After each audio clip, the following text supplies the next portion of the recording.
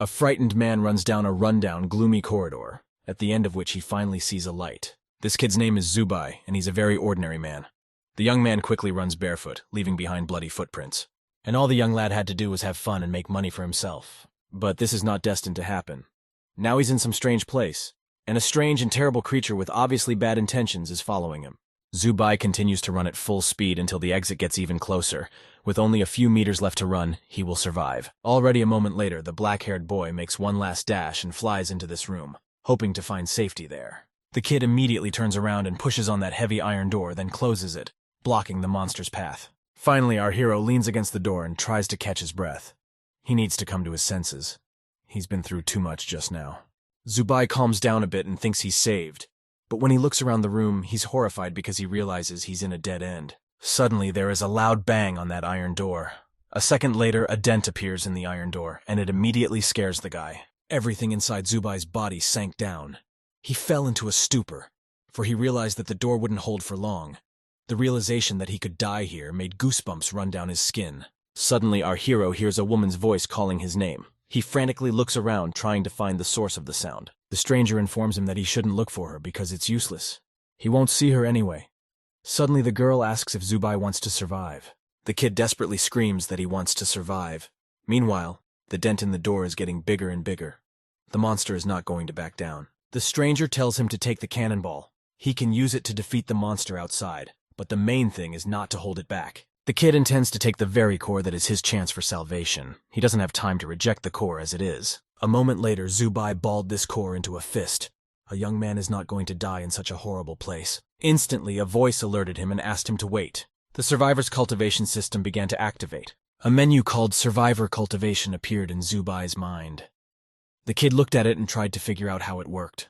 At the very bottom of the menu was a panel with gray icons. These were the skills of the main character, and in the upper right corner were laziness points and experience to pump up. He looked at every detail. Laziness is part of human nature, and the guy can absorb points, increasing his energy level by doing so.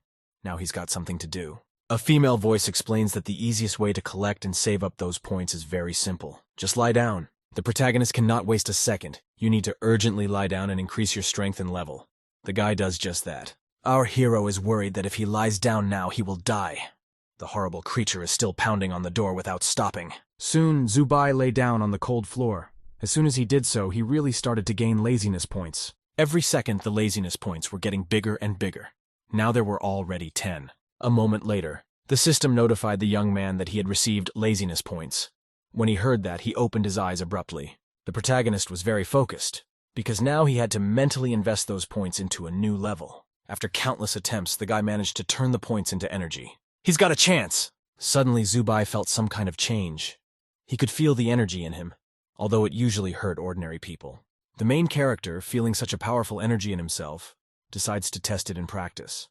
It turns out that the guy can mentally control objects. Suddenly, the silence in the room is interrupted by the loud sound of an iron door being kicked in and a wall being broken. The monster had managed to break through after all. This horrible creature is simply enormous. The monster instantly instills terror. The monster has several human arms, and its torso is scarred. When the protagonist comes face to face with such a horrible creature, fear enters his body. He is numb and cannot move. While the black-haired kid stands in a stupor, this horrible monster decides not to hesitate and lunges right at him. The kid is at a loss, but a female voice decides to help him and tells him to fight the monster with an aura of energy. Zubai obeyed the stranger and channeled all his strength and energy into that terrifying giant creature. The kid keeps throwing punches at this monster and notices that it's really working. The monster starts to stop. The monster clenches its clawed paw into a fist. It seems that this unknown creature is not going to retreat a single step. The unidentified creature suddenly begins violently beating itself on the head with its fists and frantically screaming and yelling. A moment later, the monster continues to charge at the boy. Its energy is still too weak, so the creature continues to attack. Our hero needs to hurry up and immediately turn the laziness points into an aura of energy, otherwise a bad end awaits him. After a moment, his aura energy level really started to rise. The guy was really trying hard and was focused. That horrible creature is already reaching for Zubayu with its filthy and clawed paws. It literally has only a few seconds left. And then, a moment later, the main character's aura of energy began to increase. There was at least some chance of salvation. The black-haired guy put all his strength into this action. He was extremely concentrated, for his life depended on it. Soon our hero has used up all of his laziness points. His aura flashes blue light around him and repels the monster. Zubai really put all of his strength into this punch. With such force, the beast flew back a few meters and never moved again. The main character was shocked at the power he received. He was experiencing simply amazing emotions and feelings. A moment later, the boy collapsed on the floor contentedly. The young man was very proud and happy with the power he had received. Some time passed, and Zubai began to wake up. A pungent odor that was similar to peroxide immediately hit his nose. Soon, the young man begins to open his eyes. The boy notices a strange ceiling above him, which he has not seen before, and does not realize what he is in. Our hero looks around and realizes he is in a bed. Next to the bed, he saw a little red-haired girl. The little girl looks very carefree and relaxed. She is eating cookies and holding a box in her hands. When she notices that the guy is awake, she immediately becomes nervous. The girl runs out of the room, informing someone that the foundling is awake. The girl left him a box of cookies, promising him she didn't eat them. The boy gets out of bed and climbs into the box. Zubai looks inside when he's not fumbling for a cookie and realizes there's only one piece left at the bottom. He picks up a cookie and decides to try it. It seems that the guy did it for nothing because the cookies were long overdue. Our hero gets up and looks around the room. He notices a mirror and sees himself, not realizing how and why he has become so young.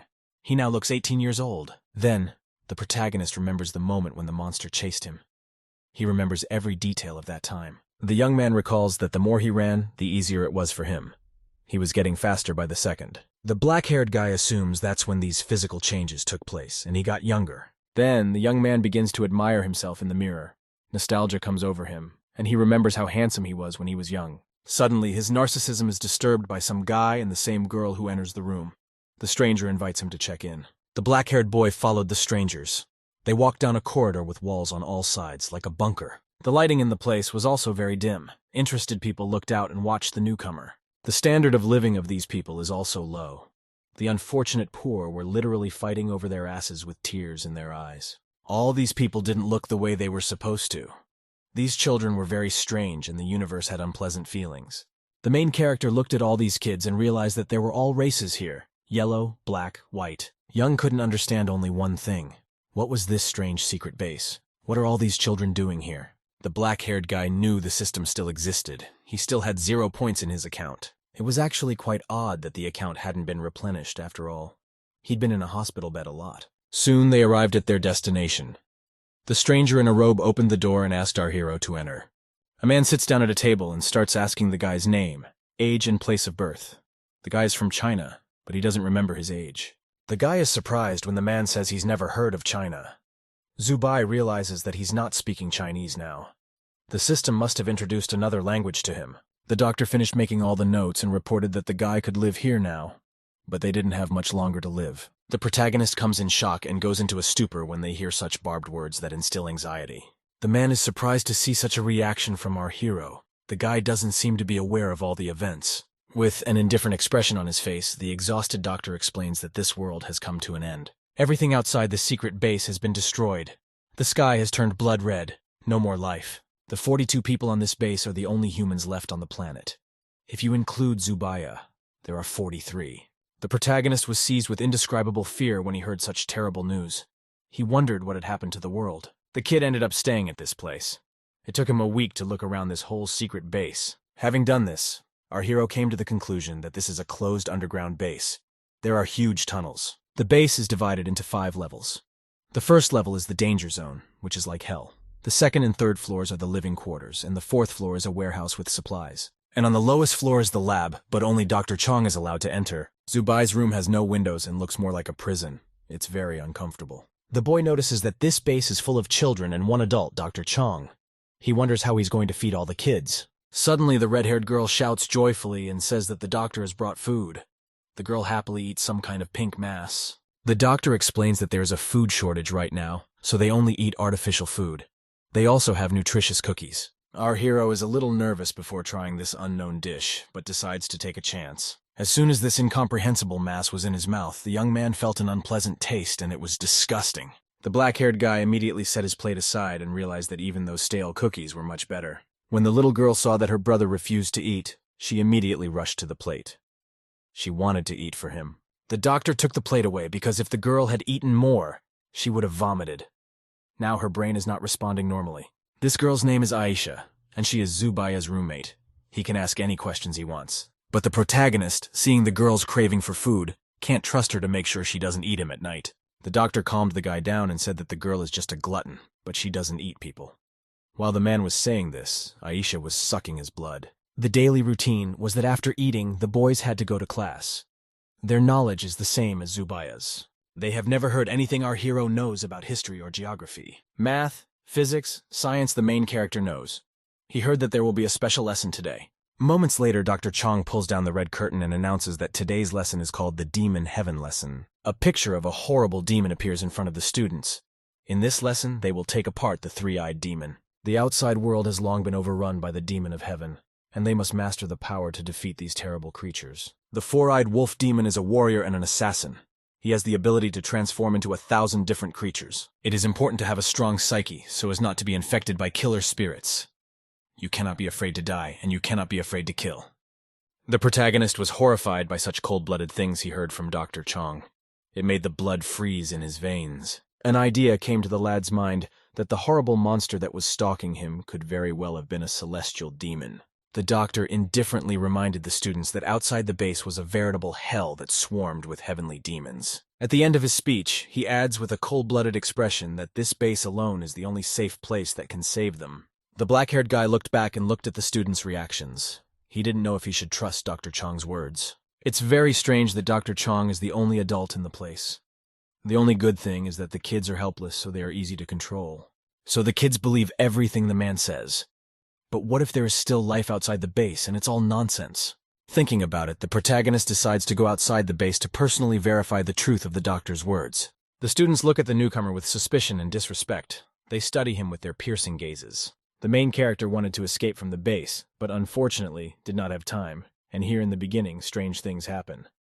At night, the guy hears footsteps. He recalls Aisha telling him not to leave his room at night and not to open the door for anyone. It was strange to hear footsteps in the hallway, given this rule. Our hero wondered why he was hearing footsteps. Could it be an unknown creature stopping at his door? The black-haired boy sneaked to the door on his socks so as not to wake the little girl. Interest took over.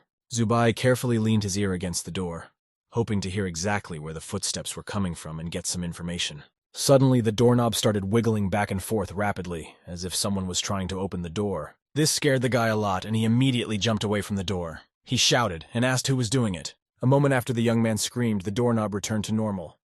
No one touched it again. The young man trembled with fear, but leaned against the door again to see if this something was standing outside the door. Suddenly, he felt something wrong and shifted his gaze behind him. Anxiety enveloped his whole body. Behind him, the protagonist saw a huge black cat that had already opened its fanged maw, preparing to attack. The black-haired boy lay in his bed while a huge black shadow dangled over him. A moment later, Zubai woke up with a scream and jumped up. It turned out that this was all just a scary dream. Our hero was trembling violently with anxiety and fear. He cautiously shifted his gaze to the side when he saw someone's shadow. Actually, it was just a girl. She wanted to eat his breakfast since he wasn't planning on eating it anyway. Aisha looked at the boy amusedly as if studying him. She smiled sweetly and waited for a response. Her huge eyes never left his. The protagonist was visibly disturbed.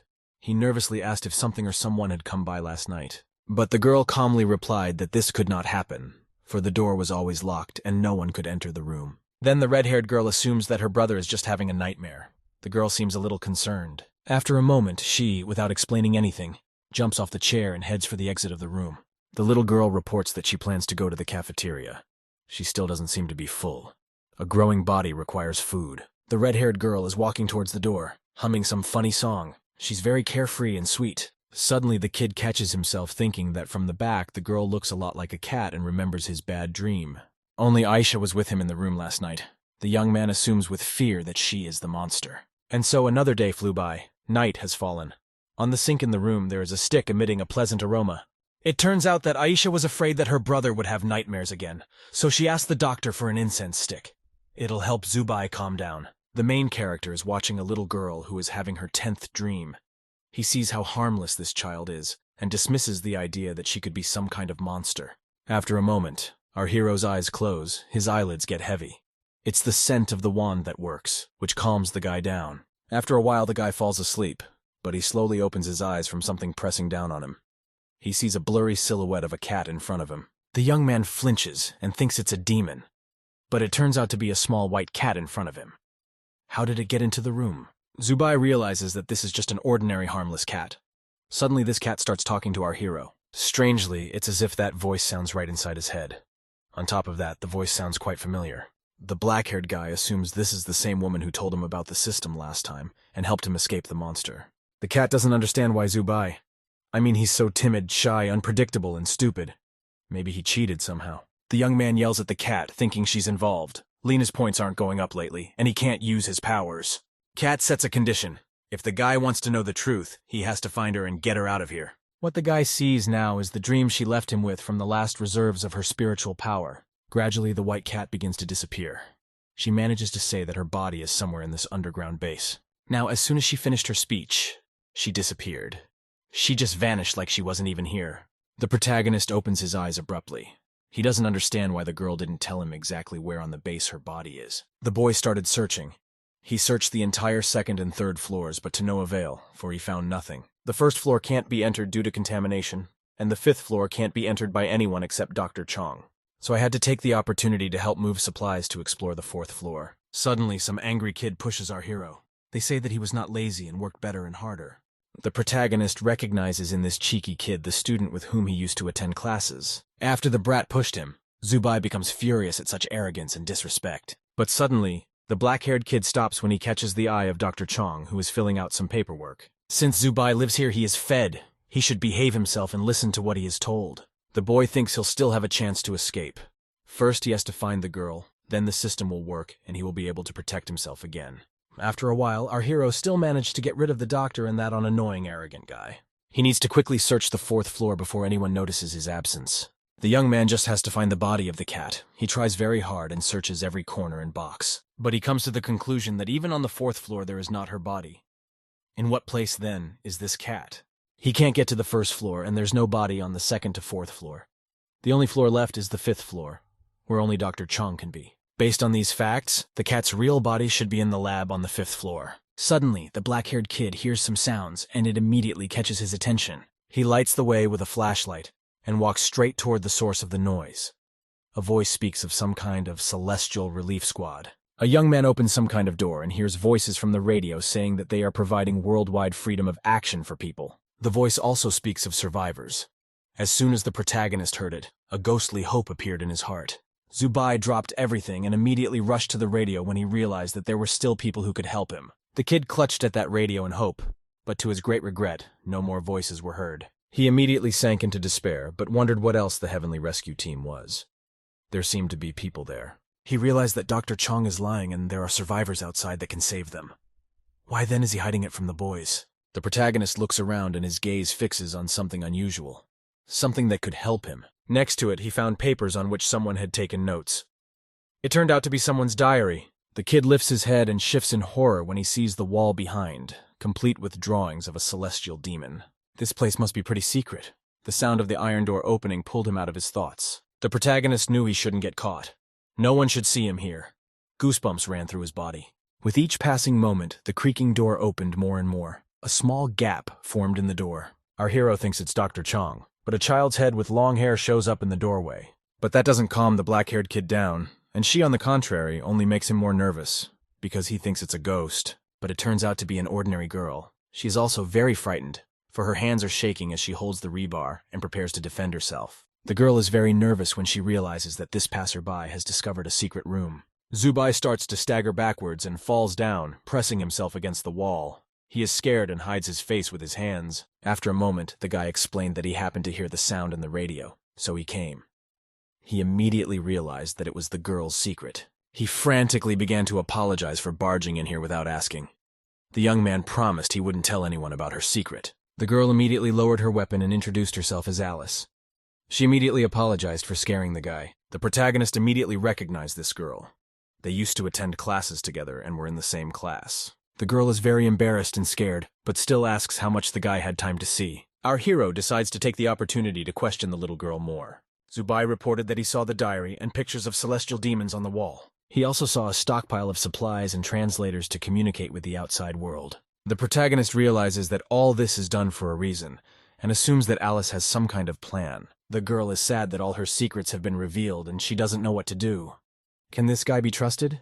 The girl obviously has a secret, since she's doing all this in secret from Dr. Chong. Then the guy decides to take a chance. Zubai asks if she thinks Dr. Chong is hiding something from them and is not telling them the truth. He took the risk. All that's left is to wait. The girl is nervous and immediately begins to deny everything that has been said, but you can see from her face that she doesn't trust the doctor either. Seeing this, the protagonist directly informs him that he doesn't trust the doctor either. Something is wrong with him, out of the rest. When the girl hears this from the guy, she is immediately sealed. The girl was very vigilant, but the guy suppressed her caution. Alice is very worried and scared. It is very difficult for her to trust this guy because she hardly knows him. The protagonist wonders at what point the girl began to suspect Dr. Chong and for what reason. Alice tells us that the children at the base disappear from time to time. It's very strange, so that's what prompted the suspicions. But some of the missing ones come back after a while. Except they come back nervous, so he and Bando felt weird. Bando is that arrogant upstart. Alice continues her story and tells us that one day she found a journal with entries right in her bed. That's when they decided to go in search of the truth with Bando. They searched almost 5 floors, but found no one. And soon Bando disappeared. This hurt Alice very much, who could not find a place without her friend. But when Bando returned, he was a completely different person. Even when Alice showed him the diary entries, he said he didn't remember anything. The protagonist immediately wonders if something strange happened right before Bando disappeared. It turns out that before the guy went missing, he decided to go into forbidden territory in a lab on the 5th floor. This lab is protected by fingerprints that only Dr. Chong himself can unlock. And it was after Bando returned from the lab that his personality changed dramatically. He became a different person. Alice shudderingly recalls the horror and doesn't understand why Dr. Chong took Bando to the lab. The girl is very scared, but she thinks the disappearance of those children is directly related to Dr. Chong. It's his handiwork. There's a chance that everything around them is just a hoax by Dr. Chong. Maybe the end of the world doesn't even exist. Alice is full of hope. Despite everything, the girl wants to leave the base and go to the surface to see for herself. Hearing this, a glimmer of hope also appears in the main character's eyes. He realizes that he is no longer alone. Zubai looks at Alice hopefully and asks how they can get out of here. What's the way? Direct access to the outside world on the 1st floor. Well, to open the door, you'll need to find a special electronic key. Alice and Bando searched the entire base but couldn't find the key. They didn't realize that the electronic key could only be in the lab on level 5. The kid thought about it and suggested that the cat's body might also be on the 5th floor in the lab. But there's one problem. Our hero doesn't know how to get into the lab and pick the lock. Alice and Bando found a vent that leads directly into the lab.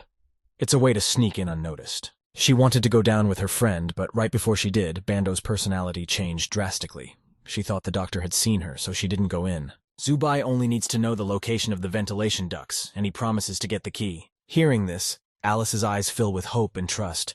It's hard to believe that the guy is really ready to help. The protagonist explains that he's helping for a reason, because he wants to get out too. The young man wants to see the outside world with his own eyes. At the same time, a guy stands outside the door and overhears their conversation. I think it was Bando. He listens as the guys want to leave the base and make sure the world really is ending. After a while, night has fallen. The corridors of the base are completely empty, and our hero cautiously moves through them.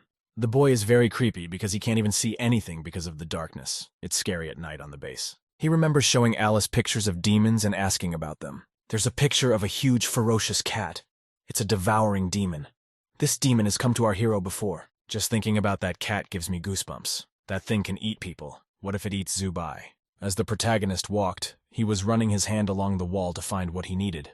Suddenly, he found what he was looking for. The young man looked around and saw that he had finally reached the entrance to the underground floor of the laboratory. There were long steps leading up to it. It looks scary, but no matter what, the black-haired guy has to get down there and check it out. And anyway, why on earth should he be afraid if he's not an ordinary man? He has the power of the gods. The protagonist remembered Alice's words that he would see a door at the end of the steps. It really turned out to be true. Zubai simply touched the door first, and then pulled the handle. He was very careful, because he didn't want to get caught. After a moment, our hero does open the door, but it opens with a very great noise and creaking. When the protagonist hears how much noise this old door makes, he immediately tenses up. It's a way to wake someone up and get their attention. When the boy stepped over the threshold of the door, he saw a long corridor. Just like Alice said. It was true. The young man pressed himself against the wall and walked along it, putting his hand out in front of his face so that he could walk by feel. He moved slowly and cautiously. Black-haired guy with concentration. The vent in the lab must be somewhere nearby. The protagonist reaches along the wall and tries to fumble for the entrance to the vent, but instead, the kid fumbles for something soft. It's definitely not the entrance to the vent. Suddenly, someone's palm quickly covers our hero's mouth, blocking his breath. His whole face turns red. It was Alice. She came down here on purpose because she thought the guy would come too. The young man coughs and tries to breathe. He asks her to take her hand away and let him go because she's choking him. Alice's hands start to tremble when she hears this. The young girl looks at the guy in horror and pulls her hands away. She says fearfully that she is not strangling him. It wasn't her. The kid decides to use an aura of energy to scout the area. It seems they're not alone.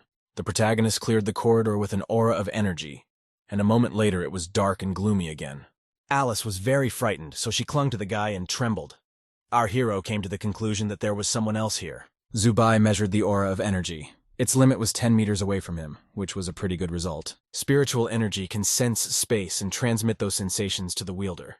But if you use it often, the guy will get tired quickly. When our hero entered the corridor, the front doors were closed. There is no passage in front, for there is a dead end. Everything is piled up with some debris. If the front and back walls are closed, how did this person get in? And where did he hide after he attacked Zubaya? Alice was standing so close to the guy that no one could get between them and grab him by the neck, then walk away unnoticed. The protagonist comes to the conclusion that this man escaped through the vent. He escaped through the vent. Since the guy was standing close to the vent at the time, this man could have choked him from there and then just run away. At this time, some stranger looks at the guys, who are still in shock from what happened and trying to come to their senses. But just a moment later, this unknown man disappears, leaving the guys alone with their thoughts and fears. Suddenly, some brilliant idea comes to our protagonist. We need to check it out right away. The young man grabs Alice and drags her behind him. They run quickly, but the girl doesn't understand why the boy moved so abruptly. Grabbing the vent realizes that the vents were open, which means the attacker was hiding there. I wonder why he attacked the guy. Zubai climbed into the vent and set the girl down. It could be dangerous here, so Alice should stay close to Zubai. After a while, the boys crawl to the right place and open the hatch. They put their heads down and look around the room. The main character first decides to put Alice down. He picks her up with his spiritual energy and is about to lower her safely to the floor. And a moment later, when the girl is already on the floor, the young man himself jumps down from the hatch. When the black-haired guy was almost near the ground, he also picked himself up with spiritual energy to land calmly and not get injured. Finally, the boys found themselves in a laboratory. There were all sorts of flasks and a lot of equipment here. They had to start searching right away. The guys began to move around the lab room carefully and quietly so as not to create noise. Zubai kept feeling as if someone was watching them. It was true. Someone unknown was really watching the boys from the green flask. This unknown creature reached out to the boys. Just at that moment, Alice turned around. The creature was in a green liquid. When Alice saw what was reaching for them with her hand, she went into a stupor. The boy turned around to see what was wrong. Alice was shocked when she realized that the strange creature in the flask was her missing friend Bando. His body had been altered, and he no longer looked human. Bando looks at the guys in utter despair. The boy seems to have lost all hope of rescue in life. Alice becomes hysterical as soon as she sees her mutilated friend. She wants to rush to him and help him, but Zubai holds her back. The young man is horrified by what he sees. He covers the girl's mouth with the palm of his hand to stop her from screaming. First, we have to find the key, get out of here, find the rescuers, and help the others. Suddenly, from behind the protagonist hears a painfully familiar voice. A woman's voice desperately asking for help. In a flask nearby is the very same cat. It scrapes its paws on the walls of the flask and asks to be let out. Seeing the cat he has been looking for so long, Zubai smashes the flask with a chair without any hesitation, using spiritual energy. A moment later, the chair hits the flask and it cracks. The cat covers herself with her paws so that the broken glass doesn't hit her. And so, as soon as there was a small hole in the flask, the cat flew out of it like a ghost. The white fluffy cat is very happy to be free now. She seems to be grateful to the guy for her rescue. Suddenly, moments later, the cute cat turns into a horrible demon eater who wants to attack the guys. A horrible demon in the form of a cat is preparing to pounce on the protagonist, who, at the moment, is defenseless. It intends to devour him. But unexpectedly, right before the cat pounced on Zubaya, the guy grabbed it with his spiritual energy. The black-haired guy ruthlessly began to toss the demon from side to side, knocking it to the floor. Bando and Alice look on in silence. The guys are stunned when they see that our hero is able to stand up to the demon. After so many blows, the cat is in a blackout. The guy knew about the demon's cunning plan, so he managed to resist. Alice marveled at Zubai's ability to subdue demons. Suddenly, their conversation was interrupted by the sound of a door opening. The guys realize that someone is coming, and they need to hide immediately.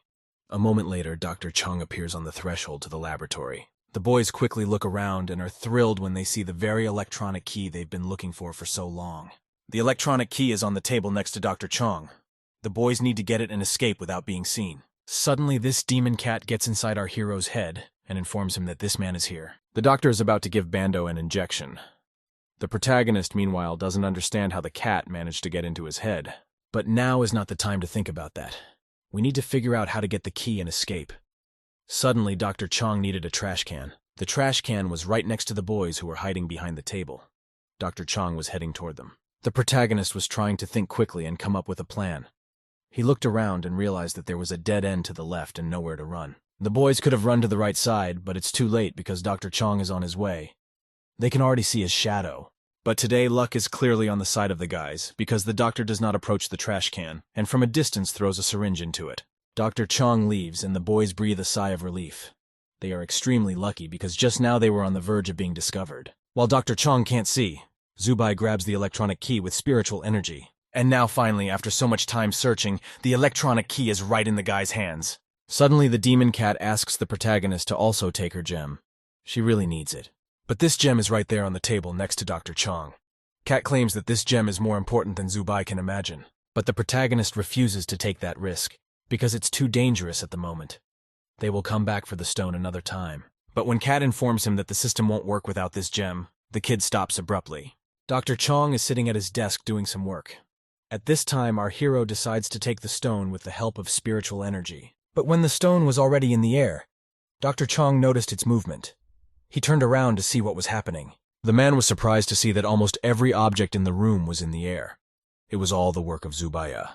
Dr. Chong sees a black-haired kid in front of him, who is using spiritual energy to hold all these objects in the air. While the man is distracted, the gem keeps flying straight towards our protagonist. And then, a moment later, the bright blue stone is in the hands of the black-haired boy. He had completed the cat's task. The young man then immediately grabbed Alice's hand and picked himself and her spiritual energy up to speed up. We have to get out of here now. Before escaping, the protagonist decides to take one last look back and see Dr. Chong. But after a moment, the expression on Zubai's face changes. The young man is shocked by what he has just seen. Zubai sees that the objects continue to be in the air, but this time everything around them is not blue, but bright red. This is Dr. Chong's spiritual energy. A thin man stares coldly at the fleeing boys. His gaze is filled with seriousness and cruelty. It turns out that he can also use spiritual energy. Finally, the guys escape from the lab and stop near the exit to the outside, which is on the first floor. Alice is crying because she doesn't want to leave Bendo. Zubai reassures her that they will come back for everyone they left behind and bring help. The boys approach the huge iron door and insert the electronic key into the hole. The moment they have been waiting for has arrived. They stand in front of a huge iron door, waiting and anticipating what lurks behind it. They don't understand how this is possible. Alice's eyes turn red and she spits out her own blood. The same thing is happening to our hero. His eyeballs are bloodshot. He's clearly not well. The boys manage to leave the base. The exit is covered with vines. They finally feel the fresh air. Alice and Zubai can't believe what they see. It is impossible to put into words how happy they are. In front of them, they see a beautiful landscape, as if from a fairy tale. The sky is dotted with stars and the ground with bright green grass. Mountains and hills are scattered all over the area. A warm wind hits their faces and feels like it's hugging them. Alice can't believe she's seeing the sky.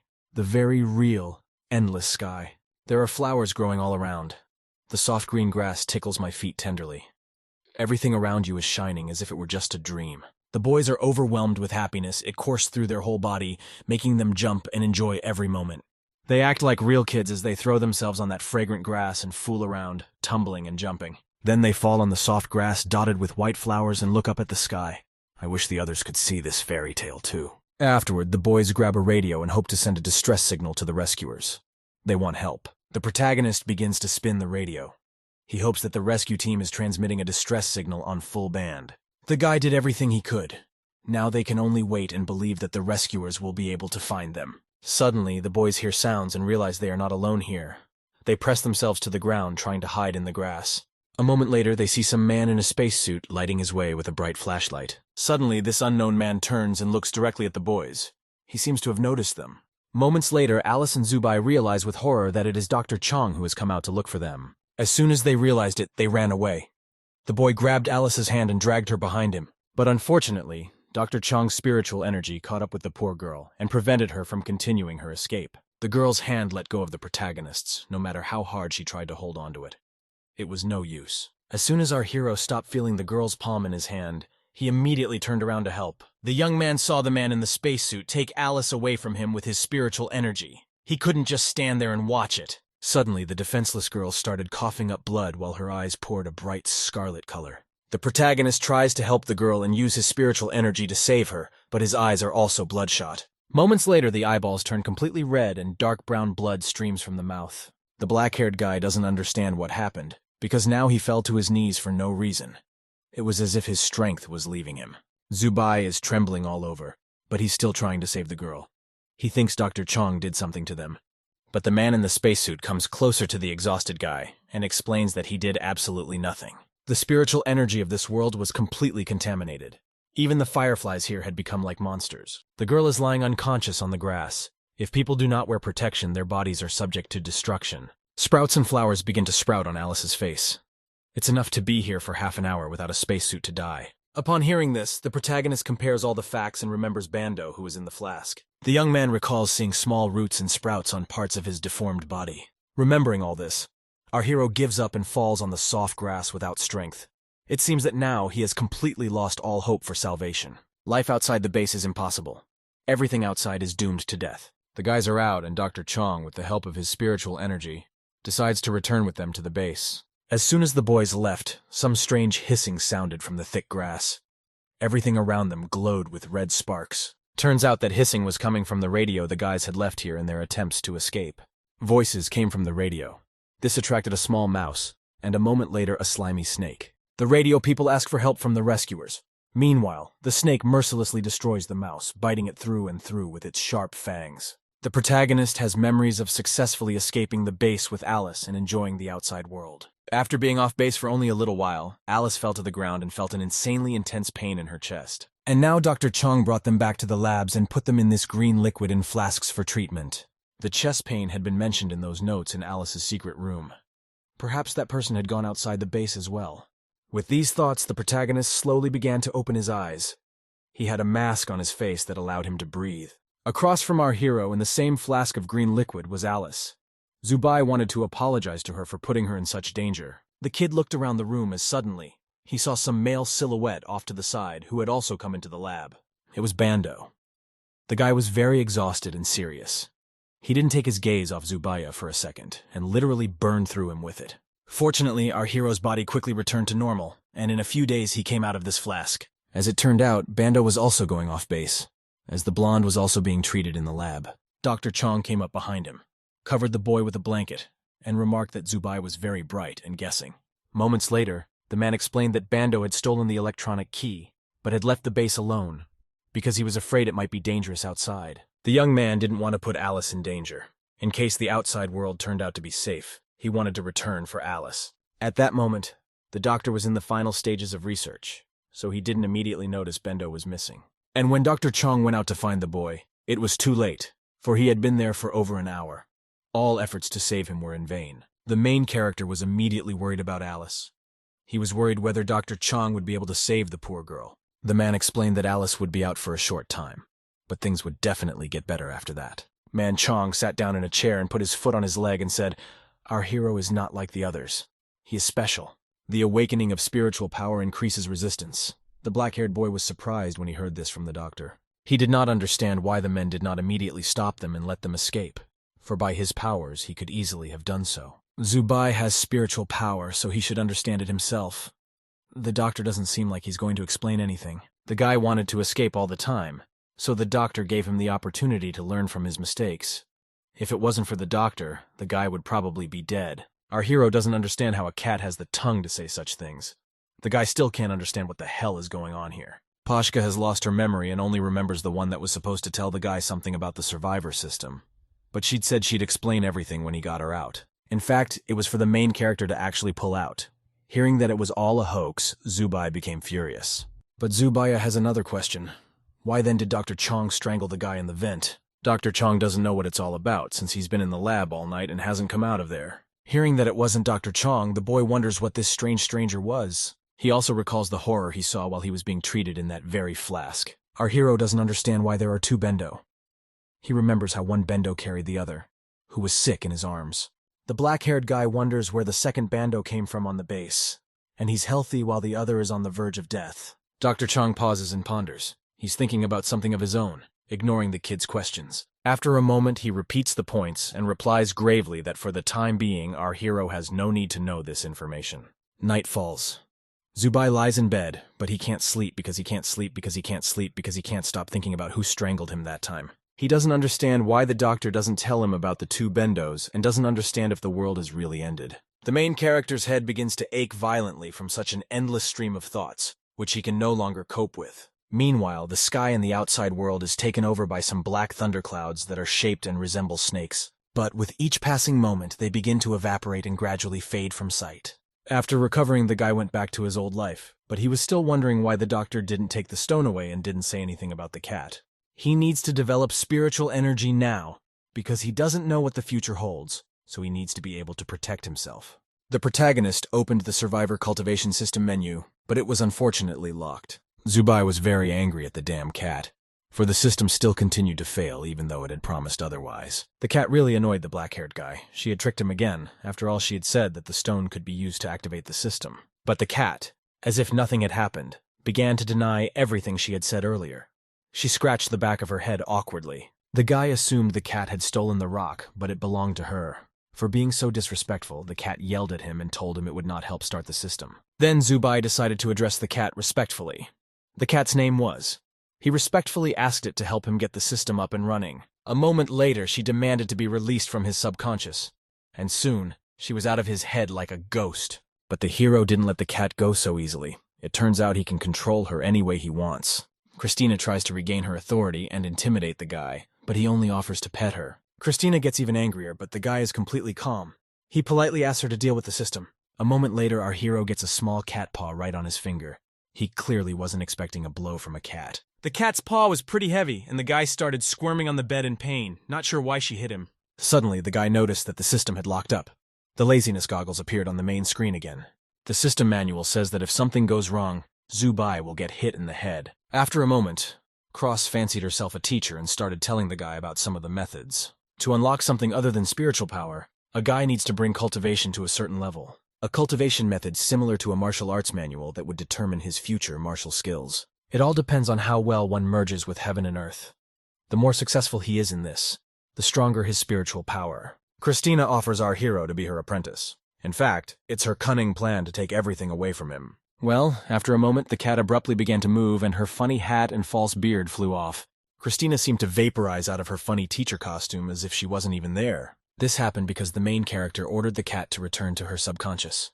She couldn't resist his power. Why couldn't the kid figure out earlier that just doing nothing could make him stronger? With each passing second, Zubai was gaining more and more lena and would become incredibly strong by tomorrow morning. Soon it's morning. The first thing the guy decides to do is to check how many points he has scored and is greatly disappointed when he sees only 200. Christine reports that the system doesn't only work that way, you can simply do nothing after you have slept. Zubai recalls that one must first pump spiritual power to surpass Dr. Chong and feel safe.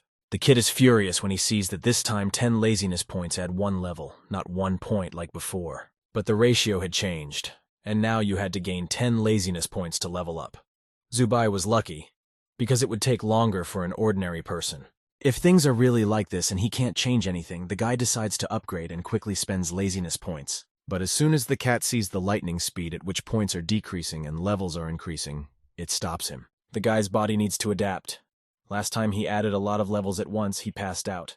The black-haired guy decided to stop and thought it would be a good idea to add other skills, like a divine card. But hearing such thoughts and desires of the protagonist, Christina screams loudly and tries to stop him.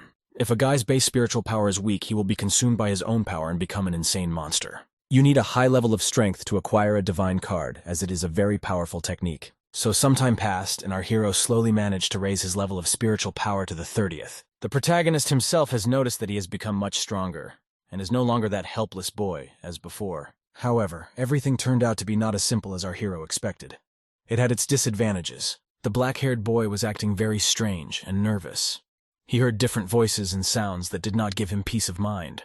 There were horrible statues all around him that he must not look at or they would eat his sensitive organs. Recently, our hero passed out in class, so Dr. Chong sent him to his room to rest. The main character had just woken up, and at that time, someone knocked on his door.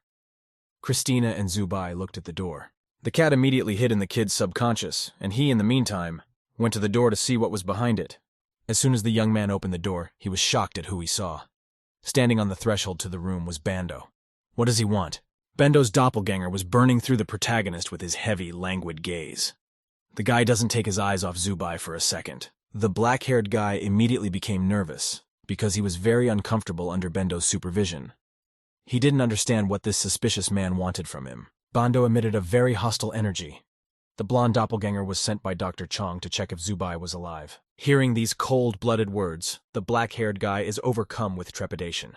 Christina advises him to be calmer, because he has only regained his strength. The young man is about to leave, but before he does, he adds that if Alice gets hurt again because of our hero, Bando will personally teach him a lesson. The protagonist didn't know how to react to this. He only stepped out into the hallway and silently gave the departing guy a glance. This Bando treats Zubai and Alice rudely. The blonde man does not inspire confidence or disposition at all. Thus a few days passed.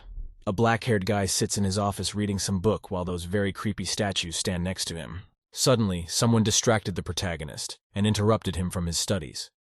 The boy turned around at the sound of the voice. He saw Alice in front of him. The girl had finally returned from her treatment, but now with short hair. The doctor announced the beginning of the lesson. The main character was very worried about the girl, because he felt guilty for everything that had happened. He was worried that Alice had not yet fully recovered. The black-haired girl smiled softly and said that worrying here was unnecessary, as she was already feeling much better. Bendo was watching from the side. The guy was stern and serious. He didn't take his eyes off Zubaya. A few hours later, classes were over and night fell. It was dark all around, and the only light was coming from the secret red room. Zubai and Alice were awake. They met to discuss what happened to them.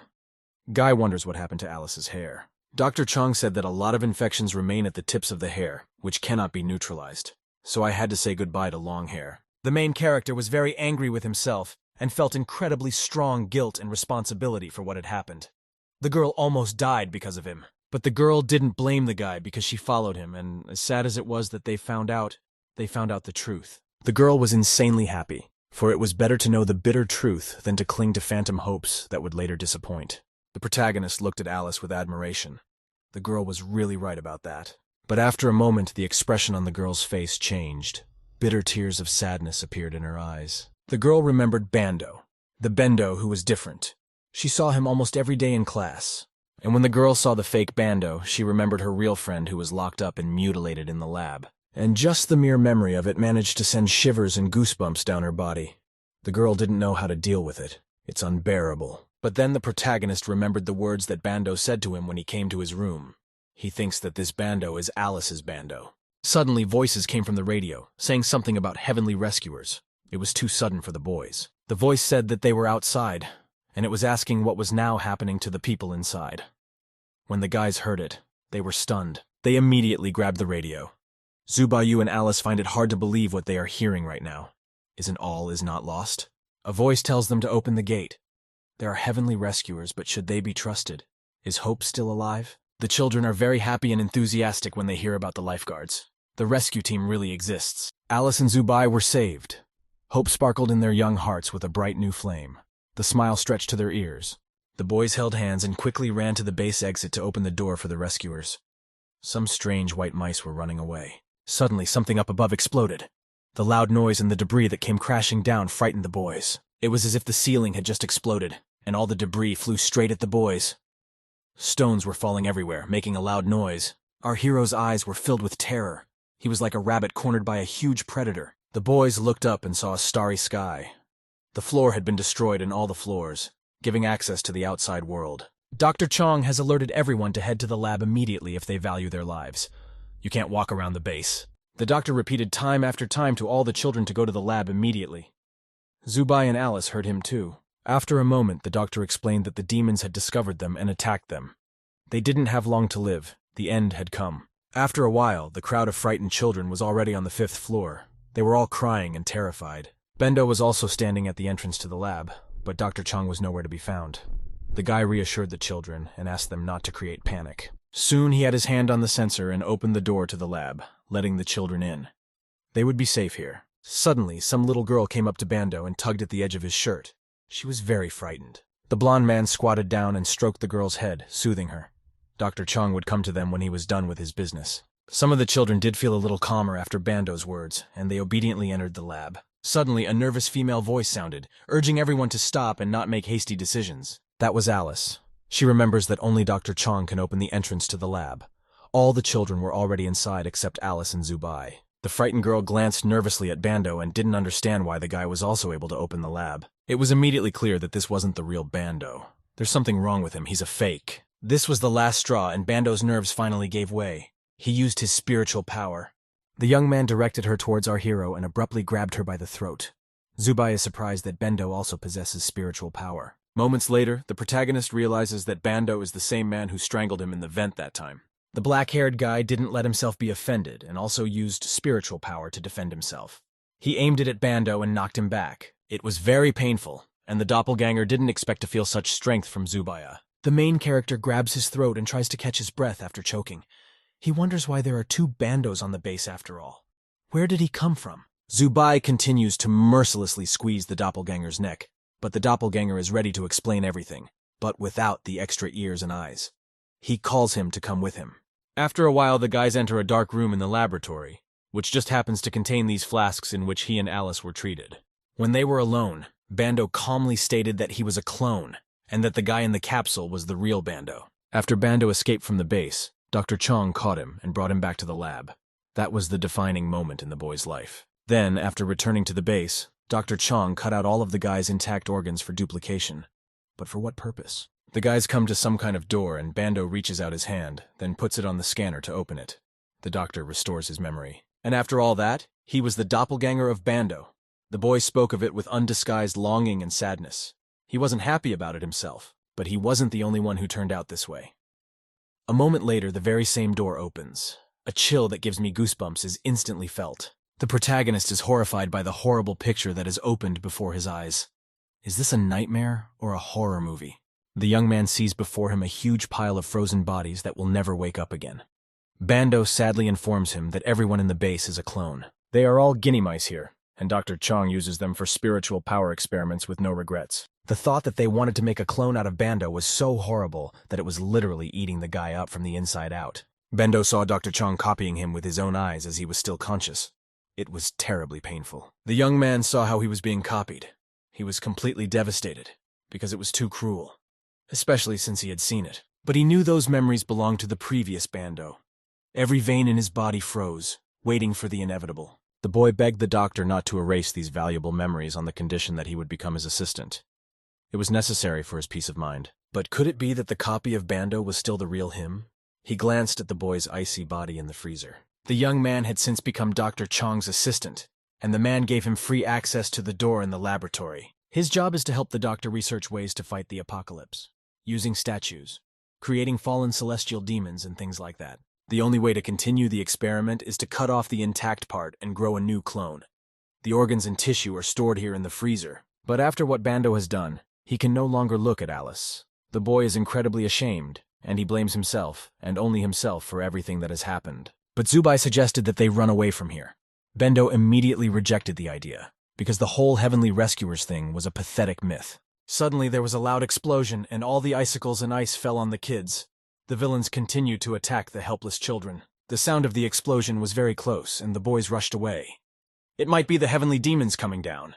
They are preparing to crush their base. When the boys return back to the lab, they see that the room is completely covered in smoke and dust, and the frightened children are hiding behind tables. Alice hugs the frightened children who chain Les into her and explains that the door to the lab has just been destroyed. When the smoke fades slightly, they see the silhouette of Dr. Chong in the passage. The children rejoice, for the doctor is strong and must have defeated all the demons. A huge and horrible grimace of a smile stretches across the doctor's face. He laughs evilly and announces that the rescue team is already here. His glasses are cracked, showing drops of blood on them. The little girl is very happy to see the doctor because now he will definitely save them. Our hero rushed to the girl shouting that it was not the doctor. He tried to stop her. The kid didn't make it in time. A moment later, the girl spurted blood, and her teddy bear's head was ripped off and freeing all its cotton-covered insides outward. Moments later, ice spikes begin to fly off of Dr. Chong, mercilessly impaling the children who believed they were saved. Blood splatters across the room. Suddenly, one shard flies straight at Alice. Zubai jumps to the left and tries to stop the shard while Bando is on his way to the right. With the help of spiritual power, they want to save the girl. And now, the shard almost flew into the girl. When she saw it in front of her, Alice's whole life flew before her eyes, and tears came out. But unfortunately, the boys didn't make it in time. A piece of shrapnel landed right in Alice's chest. Scarlet young blood spurted out, taking her life. The boys are completely devastated, crushed when they see their friend die. Anger, dirt, fear, and puddle have taken over their bodies. Dr. Chong's crushed glasses are lying on the floor. The glasses are shattered and someone is on top of them. Someone terrible. A demon appeared before them. A bloodthirsty serpent. The demon found it hard to believe that there were children here with little capacity for spiritual power. The protagonist went into a stupor when he saw this creature. Christine subconsciously ordered him to run away because this demon could not be defeated. A moment later, an enraged Bando rushed straight towards this demon, ready to avenge his friend. For your Alice. The boy's once bright blue eyes had faded. Tears of despair came out. He began to recall the fondest memories of his life. These were the memories of the very first Bando. The boy remembered how he met Alice, how she had cried because she was hungry. And to comfort the girl, the guy found food in his pocket. He did it to avoid seeing the girl's bitter tears. The boy became a hero to her. He said he was a grown-up and would find food for everyone. No one would ever have to go hungry again. He remembers the girl's face that glowed with happiness and hope. How she wiped her tears and smiled softly. A moment later, the blond man's life is cut short. His eyes no longer burn as they did before. His young face no longer shows a smile. Millions of splinters like a sieve piercing the poor young man's body through and through. The boy died thinking he had to protect everyone. He should, but he couldn't. The protagonist is desperate while the demon is only amused. That damn heavenly demon pretended to be a rescuer and destroyed everyone. Why this terrible demon turns his attention to our hero. His muzzle is filled with cruelty and cold blood. Zubai was the one who called the rescue team. The guy is in a stupor. He can't move and just sits on the floor, hugging Alice's breathless body. It turned out that the gear Zubai had placed outside was giving away the location of the base. He realizes that he was the one who brought the demon. While the black-haired boy burns himself for all he's done, the cruel demon doesn't wait a second. He aims another batch of shards straight at the young man. But the protagonist didn't even move. Hundreds of splinters fly straight towards him, but he cannot forgive himself for what he has done. A moment later, our hero touches his neck with a trembling hand, from which a thin trickle of young blood flows out. It is the end. Zubai is gone. They all died. No one was spared. The poor children will never see their future. The number of survivors on the base is 0. Christina, who has been hiding in our hero's subconscious all the time, decided to help him somehow, when he already thinks he's going to die. Suddenly, something strange started happening all around. Something like a shift in reality, a going back. Time seemed to start rewinding backwards, as if on some video clip. Zubai was sitting on the floor again, cradling Alice's cold body. Moments later comes the very moment when Alice is stabbed in the chest by a splinter, which later and became the cause of her demise. Then the events moved again to the entrance of the laboratory. Again those huge iron doors, behind which the capsules are hidden. Time rewound to the point where all the kids had already gone inside the lab, but Alice and Zubai were still standing outside. Alice is just wondering how Bando was able to open the lab. Zubai realizes that it happened 5 minutes ago, and that it was the stone that transported them through time. This stone is very important because they can foresee the future. Suddenly, the stone that was hanging around Christina's neck cracked. Right now, the main goal was to save everyone. The black-haired guy stood up for Bendo and said that he was just having a hard time right now. The protagonist turned to Bendo for help because he cannot cope alone. The main thing is that he trusted Zubai. Moments later, with the help of his spiritual power, our hero knocks out all the children who were in the lab. Bando didn't realize what had happened and glanced fearfully at the children who were already lying, passed out on the cold floor of the lab. Alice is scared because she doesn't understand why the main character knocked out all the kids, but the guy didn't explain anything to her and asked her not to worry. A moment later, he knocked Alice out the same way and she fell unconscious. It was a second, so she didn't feel any pain. The boy picked the girl up, preventing her from falling. He promised her that he would explain everything to her a little later. If, of course, he himself would be alive in 5 minutes. The protagonist turned to Bando and asked him to put all the kids in the freezer where the bodies are. The guy needs to buy just a little time. The blonde man was horrified and shocked when he heard about the freezer. He couldn't understand how Zubai knew about it if no one had told him. After a while, Bando does start to help our hero after all.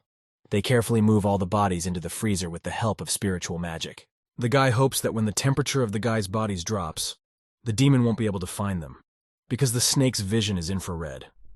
Christine reports that the demon can't be fooled that easily. When the guys finally finished transporting the children's bodies to the freezer, Zubai told Bendo about everything. Bendo is angry that Zubai rushed him so much, but now he's lying there chilling. Why did he rush him like that? But this was done for a reason. While the protagonist lies there chilling, his balance is replenished with laziness points with every passing moment. At this point, the guy needs to finish 200 points of laziness. It takes 3 minutes and 20 seconds. He wants to make it before the demon comes. A moment later, just as predicted, the entrance to the lab explodes. Debris from the walls explodes all over the lab. The demon, using his infrared vision, immediately notices 2 guys sitting relaxedly on one of the tables. They seem to be waiting for him. The demon in the form of Dr. Chong doesn't quite know what's going on and scratches the back of his head in thought.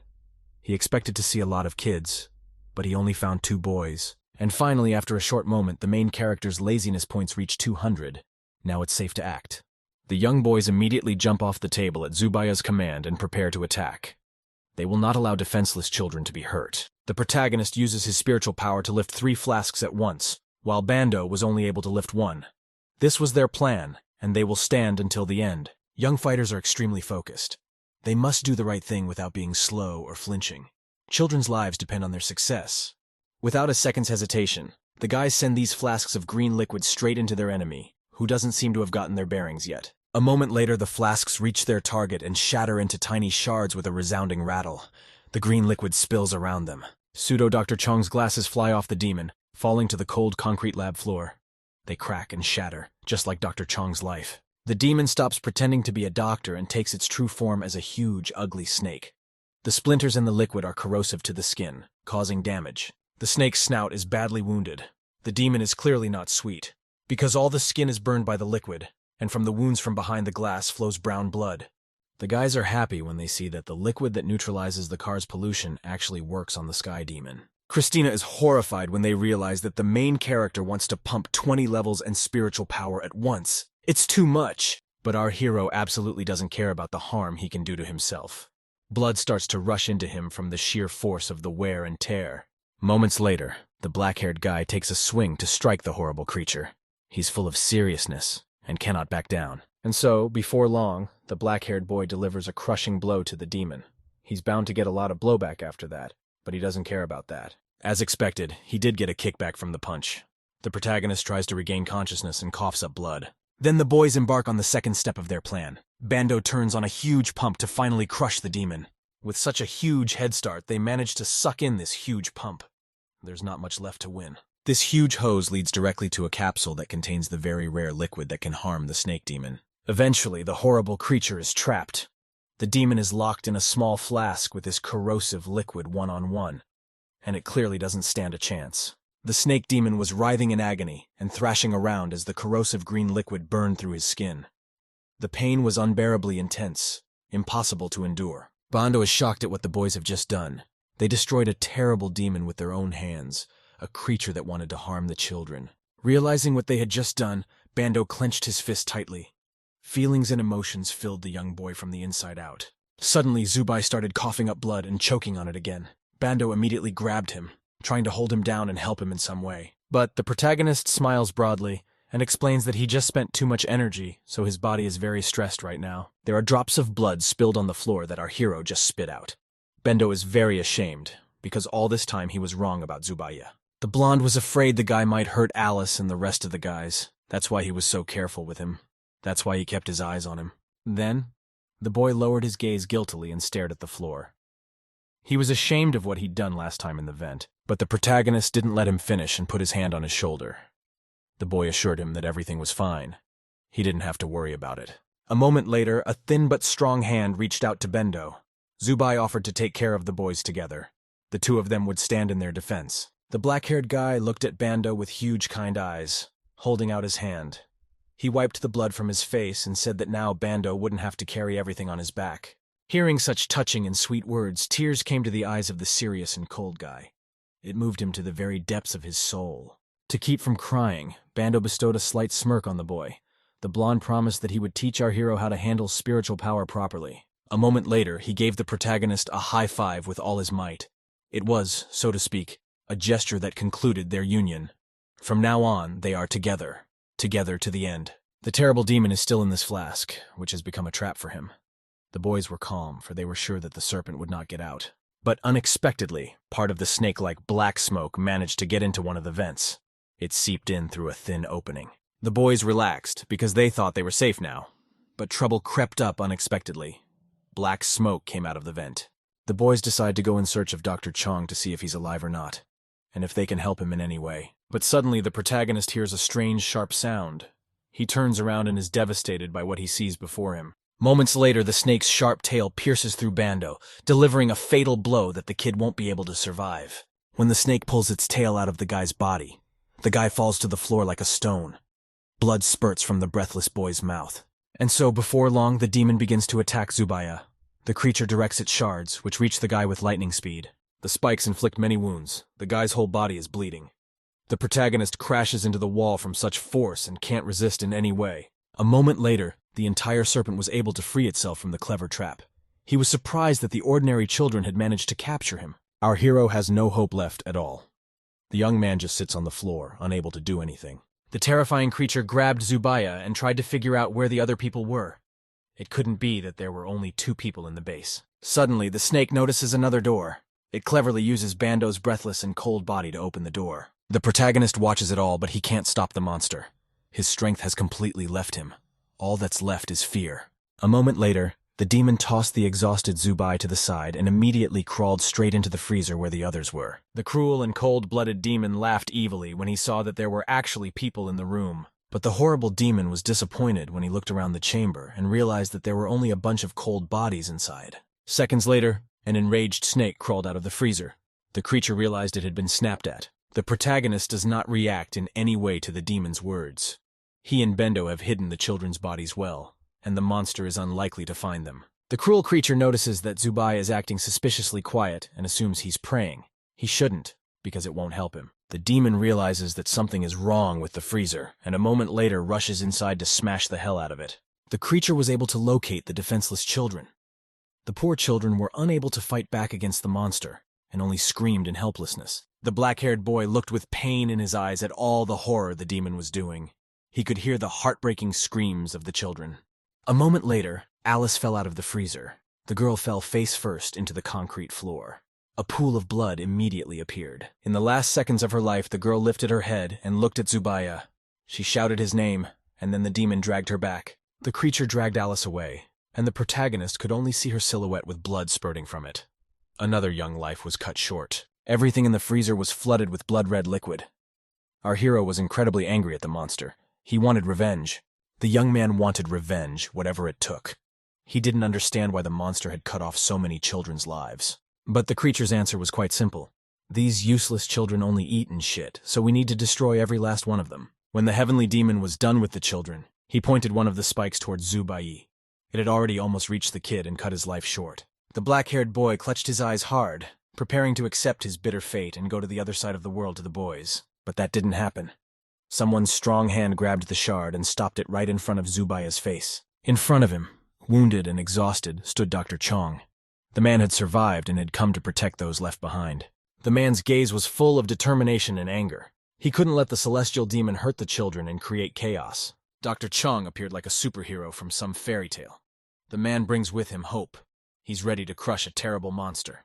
The heavenly demon is completely shocked when he sees that Dr. Chong is still alive and even standing on his feet, even though his entire body is covered in wounds. It was foolish to come, after all. Dr. Chong's entire body was covered in deep wounds, and he couldn't even use spiritual power. But the exhausted man didn't care about the words of the heavenly demon. He only glanced at Zubai and briefly told him to continue living. This is Dr. Chong's last lesson he teaches. A moment later, the man's eyes glowed bright yellow and his teeth turned into fangs. Now Dr. Chong no longer looked like a human. He was sparkling. He had a tail and little ears on the top of his head. Christina and the protagonist watched mesmerized as Dr. Chong's body changed dramatically. Now he didn't look like a normal person. The man's face had also changed a great deal. His eyes were blazing, and his teeth had turned into sharp fangs. He looked directly at Zubai, penetrating into Zubai's very soul. No matter how scary or hopeless, Zubai must live. No matter what, the young boy must survive. The man looks like a stately lion. A moment later, the brave man lunged straight for the terrible demon. The battle has begun. Zubai must survive for the sake of all mankind. Dr. Chong, in the guise of a ravenous lion, makes a swing of his fist, preparing to destroy the heavenly serpent that had caused them so much pain. And so, before long, the man's fist lightning fast approaches the demon's muzzle and delivers a blow that makes the snake lean back slightly. The male warrior continues to deliver countless blows to the celestial demon, repeating that Zubai must survive even if the planet is unfit for human life.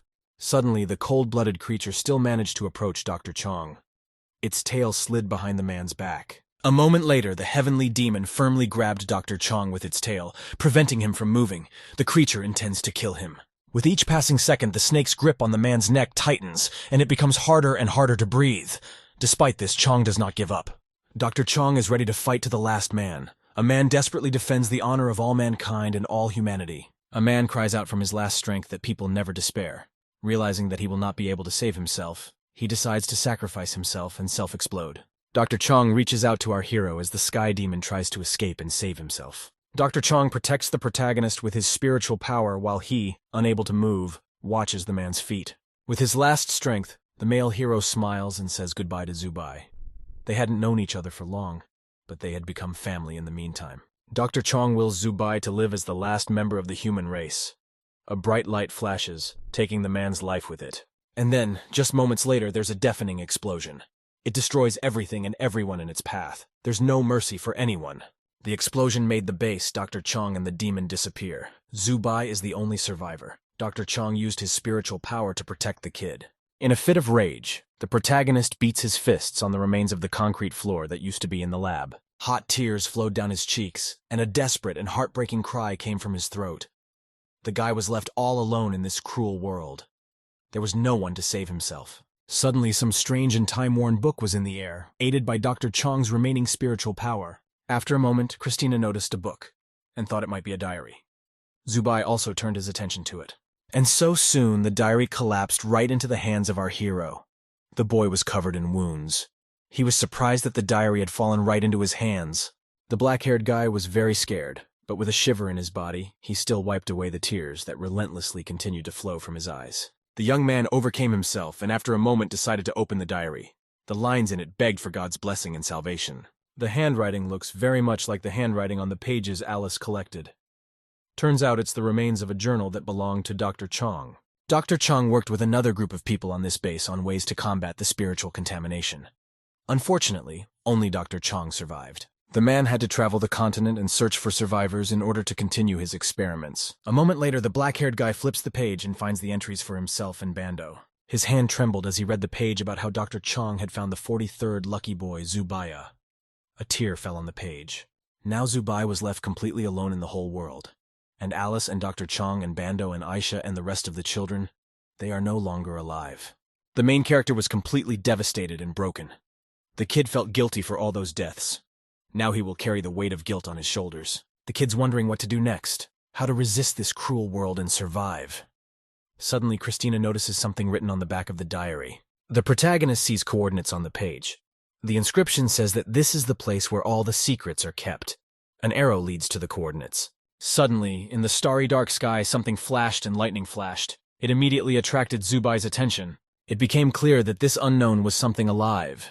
The protagonist suggested that it might be a heavenly demon. The young man quickly decided to destroy the diary, because he couldn't take that risk. In his head, the boy memorized these coordinates, every last digit. Our hero tried to get up to hide from the demon and run away, but there was no strength left at all. Even to move was extremely difficult and painful. The black-haired boy was too tired. Was this really where his end would come? With the thought of these coordinates, Zubai collapsed on the floor. All he could think about were these coordinates, and the gnawing thought that his young life would end here. Was this really his finale? But it was not as simple as it turned out.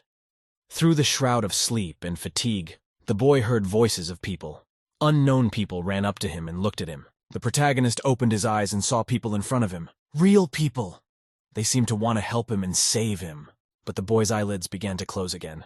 The male rescuers fussed. Zubayu urgently needed a suit or he would die. His heart was in incredible pain. That's the last thing he remembers. Everything else was cut off. After an indeterminate amount of time, the boy slowly began to open his eyes. The black-haired boy felt a heaviness in his chest.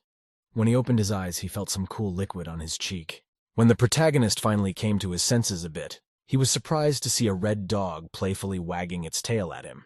In front of him sat a cute little red dog who opened his mouth wide and stuck out his tongue. There was a pink bow on his ear and a blue collar around his neck. The man who saved Zubaya is also in the room. His name is Jung Ido, and he is very surprised that there are natural-born people at a time like this. They are now at the advanced base of the Celestial Rescue Team.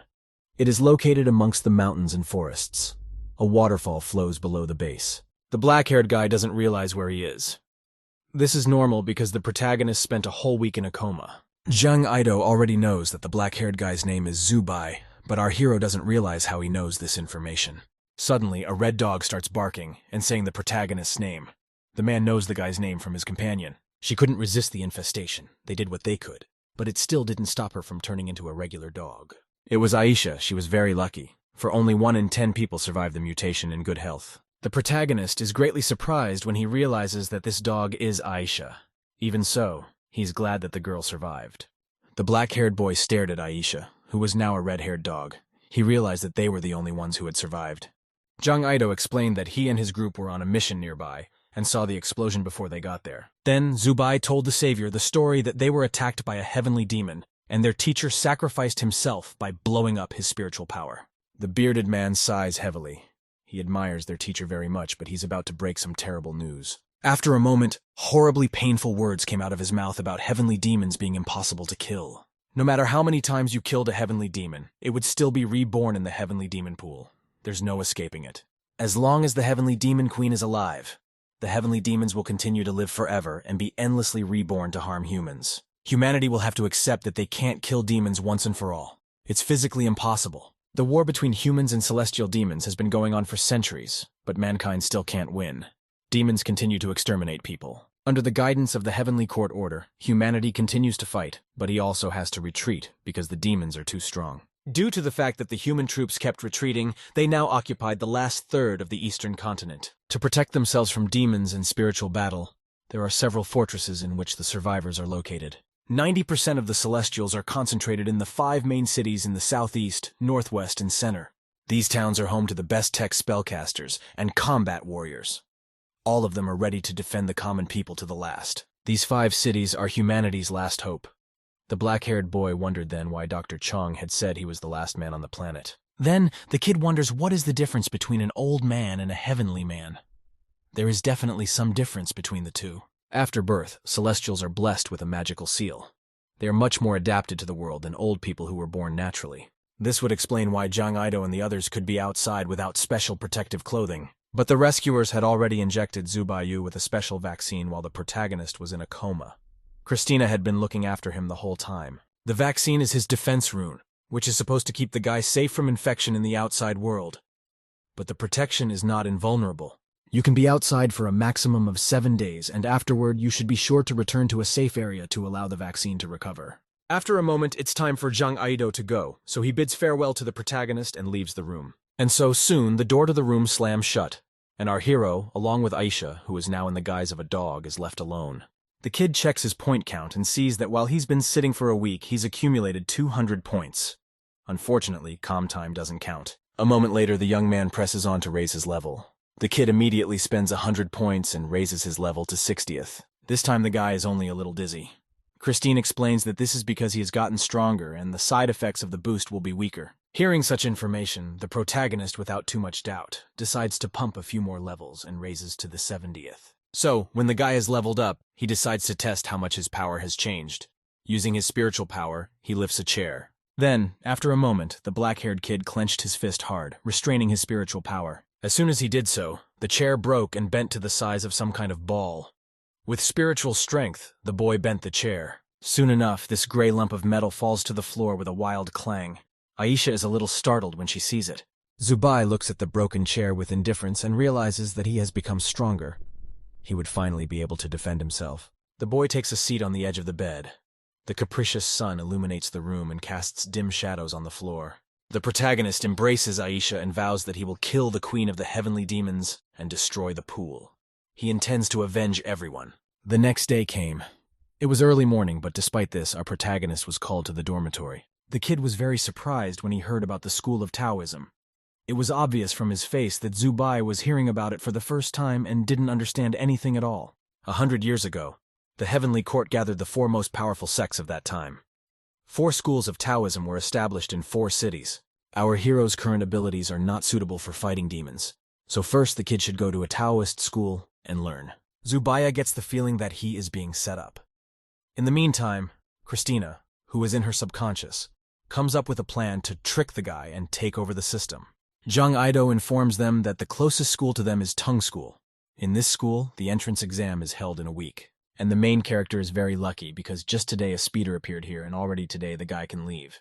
The man was about to leave, but Zubai suddenly grabbed his arm. He wondered what the entrance test was about and whether Jung had passed it. When the bearded man hears about the test, he's immediately saddened, for he could not pass it. It's like a lightning bolt through him. Jung Ido tries to avoid answering and says he doesn't remember. He is embarrassed to admit that he failed the test. Seeing that Jung is not in the mood to talk, the guy makes puppy dog eyes at him. In exchange for information, Zubai offered to help with the cleaning. After a moment, the bearded man gave up and opened the door abruptly, inviting the boy in. He's going to elaborate on all the details. Since this school is a great school, only geniuses are accepted. It must be a man who can carry the flag in future wars. There are 2 prerequisites for admission. The entrant must be under the age of 20, and his spiritual power level must be above the 30th. Zubai qualifies. The protagonist shows his spiritual power and asks what level is the 30th level. What is the overall level of the candidates? The bearded man explains that the Heavenly Court divides cultivators into 11 levels. Zubai is at level 0. When Jung Ido took the test, the maximum cultivation degree was 99%. There were only 10 people with this degree. The protagonist felt sad that there were so many people with 99% strength. He huddled in a corner because he only had 70. After that, the test would be a test of willpower. Jung Ido stood in a horse stance for 7 hours. His legs were falling off. The last test left is the learning ability test. Zubai is shocked to hear this. It sounds complicated. They were shown an ancient Taoist scripture. It was mysterious and esoteric, and they had to write a text based on it. Only someone who was deep into Taoism could translate the text. Jung Ido tried his best to accomplish this task. Unfortunately, it was the last task that the bearded man didn't want to give in to. He was stuck on it. Hearing this, the black-haired boy is shocked. It seems like he only asked Jung Ido about it for nothing. Also, it turns out our hero washed his underwear for nothing. He did it for getting information about the placement test. The bearded man awkwardly scratches the back of his head and says that he can't let Zubai work for nothing. He wants to give him something. Moments later, the man holds out the clothes he raced in when he was younger to the protagonist. Zubai is very fit. After a while, Jung Ido led our hero to a flying ship on which he and Will go to the city of Tong. The protagonist is stunned by what he sees in front of him. He doesn't understand what this technology is. A magnet ship. The young man looks around and notices bronze horses with runes on their muzzles. He looks at them with interest. The black-haired boy wondered if it was all about runes. At the same time, Jung Ido was scribbling something on a piece of paper. And so, before long, he holds out a sheet to the lad, on which he has written the address to which Zubai will have to go as soon as he arrives in the city. The bearded man thought for a moment. It turned out that a very good acquaintance of his lived at this address. He could be trusted. After a moment, Jung Ido holds out some kind of dagger to the guy and asks him to give it to whoever resides at this address. The protagonist grabs the dagger and promises that he will not let the man down. Moments later, he and Aisha run aboard the ship. It wasn't long before the boys were already on board, and the ship broke away from the surface of the earth. The man and Zubai said goodbye. Jung Ido did not move from his seat for a long time. He looked at the flying ship and sincerely wished the young man good luck. After a while, the ship still continues to fly through the air. It flies toward a dark cloud of smoke. Lightning strikes, and everything below is on fire. The ship was completely empty inside. The protagonist is surprised that there are no passengers at all. Is everyone at war? At this time, Christina was minding her own business and licking herself to be clean. She didn't pay attention to Zubai. Christina said that the main character still needs to see the world, because the guy has been deprived of such an opportunity all this time. Suddenly, the red dog pounces on Christina and starts licking her. Aisha seems to really like the cat. The boy asks Christina to keep an eye on her. A flying ship seems to run even faster than a speeding train. It is hard to say whether the technology in this world is backward or advanced. The guys were staring out the window, when suddenly, something bright and light appeared near them. Everyone stared at the unknown thing in anticipation. A moment later, a fairy girl appeared in front of the guys and welcomed them to Tong City. Aisha and Zubai couldn't take their eyes off her. Soon the boys get a view of a huge city whose population was 300 million. The military zone is 500 meters above ground level. 1,000 meters away is the administrative district, and 1,500 meters away is the Taoism school. After a while, the transport enters the protective barrier of Tong City. It is this barrier that protects the city from demons. The ship continues its flight while the protagonist admires the local architecture, which is nothing like what he's used to seeing. And so, a moment later, the flying ship arrived at the desired point. This is its stop. A voice in the cabin of the ship asked the passengers to take their luggage and leave the ship. Now the trip is over. The city only attracted by its splendor from afar. The boy disembarked and went to the address that Zhang Aido had given him. When the protagonist is in the city, he realizes that most of the streets are in darkness and shadow 24 hours a day. But now is not the time to dwell on that, because we need to focus on finding that address that is written down on paper. Our hero asked people where this place was. Everyone here is in a constant hurry. The streets are very clean and neat. It's very discomforting here because there is no greenery and everything is so cold and precise, like a machine. Because of the war, society has changed. And so, after some time of searching, the black-haired boy managed to find the right address.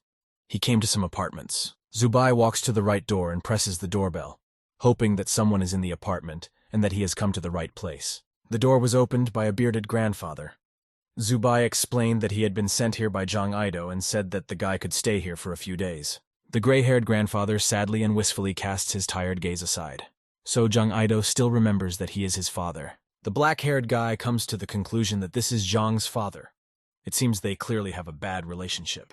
Grandpa scrutinizes the guest, memorizing every detail. He assumed that the boy was Zhang Aido's son. This brought a warm smile to the older man's face, and he remembered that he looked exactly the same when he was younger. Zubai is trying to explain that he is not Aido's son. An elderly man entered the apartment and invited the protagonist to follow him. As soon as Zubai entered, he immediately noticed the photograph that was on the nightstand. The framed photo shows a happy family. A smiling boy is holding a toy sword. It turns out that the bearded old man lives here all alone because his wife divorced him.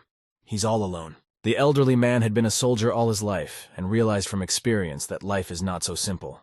You can lose absolutely everything. Then, with a trembling hand, Grandpa tries to reach the blanket on the nightstand next door. This is very difficult for him. When the guy volunteers to help and takes the blanket, suddenly the man yells his son's name and grabs our hero. The black-haired boy is very uncomfortable with his grandfather addressing him as Aido. The old man questions whether his son hates him. There are tears in the older man's eyes. He feels like his son hates him for forcing him to join the army when Aido flunked out of Dao school. Because of the clothes Zubai is wearing now, the man thinks it's his son. He seems to have Alzheimer's disease. It's easy to go crazy in old age if you've been fighting on the front lines for a long time. Suddenly, the main character gets an idea in his head. He frantically starts looking for something in the inside pocket of his jacket. After a moment, he pulls out the dagger from there that Zhang Aido had asked him to give to his father. The boy will fulfill his promise. The black-haired kid seemed to have a plan. The young man smiled happily. Everything would be all right now. Zubai stooped down to his grandfather and put the same dagger from Zhang Aido's childhood into his hands. The guy said that the son did not hate his father. With trembling hands, the elderly man carefully and reverently held a dagger that had some symbols carved on it. He remembered how, as a child, Zhang Aido didn't want to let his father go to war. He had promised that he would join the army himself to protect Mom and Dad. Zubai hugged his grandfather.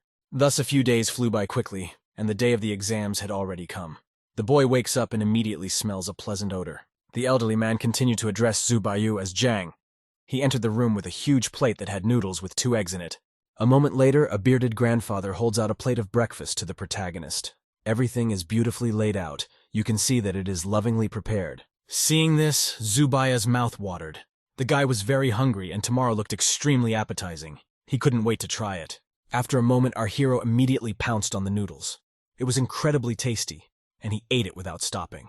Then, when the protagonist finished his meal, he snuggled up to his grandfather and hugged his shoulder. After that, the boy called him father. This brought tears of happiness to the elderly man's eyes. It had been a long time since he had heard such pleasant words. It was incredible. After a while, the black-haired boy had already left for the exam, and Grandpa and Aisha stood on the balcony and saw him off, wishing him good luck. The protagonist was determined to pass this entrance exam and join the school. He throws up his fist and raises it upwards. A huge crowd of people had gathered outside the school. The young boys had gathered here to try to join the Taoist school as well. There were so many people here that it was hard to get through. Everyone was pushing each other. It was hard to breathe. Zubai looks at the papers he was handed. His age had just been measured, and now there would be a spiritual strength test. The entire crowd of people were watching the girl who was now taking the spiritual power measurement test. They sighed, for the girl had scored low. The girl was very unlucky, because she was so close to the passing requirements. But in the end, she didn't pass. The test requirement was to gain 30th strength, and the girl gained 29th strength. The unhappy girl was grasping at the woman who was administering the test. She begged for another chance, but the blonde had already tested her 3 times, but the girl kept begging. She wouldn't be able to come back next year and retake it because this year she was turning 20, and next year she would be older. But after a moment, the blonde's patience came to an end, and she charged the annoying girl in the face without any regrets. After only a moment, the stern blonde turns to the candidates for entry and calls out to the next contestant. Everyone in the crowd starts whispering and discussing the girl who didn't pass. She shouldn't have come here with such strength, because she will be out at the next stage anyway. The next guy comes out in front of everyone and shows his spiritual strength. It was measured, and it turned out that his spiritual strength was 80. After that, all the guys in the crowd start whispering and envying this kid. His score is pretty good. Seeing that everyone around admires such a result, the main character realized that he will definitely be the center of attention. He was ready to shine. Throughout the week, the black-haired guy had been actively training, not just idling. He's really raised his level. Besides lying around, the guy developed other ways to accumulate points. It was necessary to assign work to others, so Christina was forced to do the dishes. Our hero also assigned the cat to clean the floors. If you entrust someone with your work, it gives you laziness points, so Christina helped him, even though she grumbled. In addition to being able to completely pump his spiritual power, the black-haired guy also earned 1,000 laziness points on top. The protagonist is excited to be the center of attention.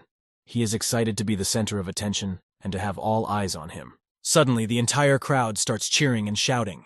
Everyone sharply moved and stared at the device that measures spiritual power. There was a long-haired guy standing there. The meter showed his strength to be 105. That's an incredibly excellent result. Everyone here is shocked. This strikes our hero right in the heart, for he wanted to be better than everyone else. He doesn't understand how he can achieve such power at such an early age. Everyone around immediately begins to discuss the mysterious stranger who showed such strength. Someone said that the guy was from the royal family, but this kid seems to be completely relaxed.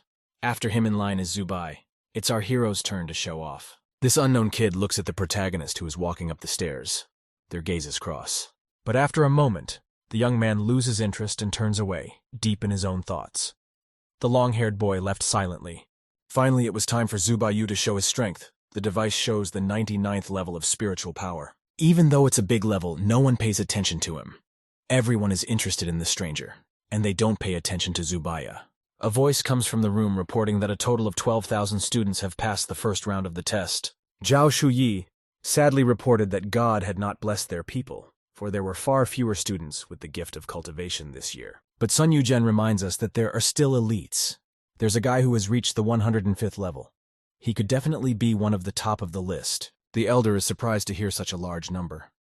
The man assumes that the boy must be an orphan from an unknown family. All the guys step aside as the same guy walks by. His name is Zuo Dao, and all eyes are on him. Some gazes are filled with admiration and some with envy. The protagonist also looks at Zhu Dao with interest. The black-haired boy continues to stare at the guy unwaveringly. His gaze is filled with determination and a desire to compete. Suddenly, the protagonist was interrupted from his thoughts. Someone from behind called his name, and he immediately turned around. Behind him, our hero saw a girl in a blue tracksuit. She came over to meet him. Her name is Jingshu, but the guy sees the girl for the first time. She explains that they have passed the first stage and have gained about 99 levels of spiritual power, which means they will definitely pass the first stage. Moments later, a friendly and welcoming girl grabs our hero by the hand and starts greeting him, because now they are classmates. The girl wonders why she hasn't seen the main character before, since she knows almost all the candidates with such power. Zubai explains that he was only recently rescued from the wilderness. Jingshu is greatly surprised when he hears such a thing. How did our hero manage to survive in the wilderness? Zubai must be a strong-spirited person to be able to overcome such difficulties. The boy was embarrassed and said that he was just lucky. Suddenly, the nice and small talk of the young guys is interrupted by a voice that informs that the second round of the test is about to begin. A man named Liu Zhongyang, who is the examiner of the second round of the test, appears in front of the crowd of guys. Everyone here is someone who wants to become great cultivators and better understand spiritual power. A blue spiritual power appears underfoot. A young man with a small beard informs them that if the color on the bracelet changes to red, it means they have beaten the dough. Putting on 12,000 bracelets with spiritual power is very powerful, yet terrifying at the same time. This teacher will teach them. The rules of the test may seem simple, but they are far from it. Some self-confident guys in the crowd think it's easy and they're sure to do well. Out of 12,000 people, one is eliminated every 2 seconds.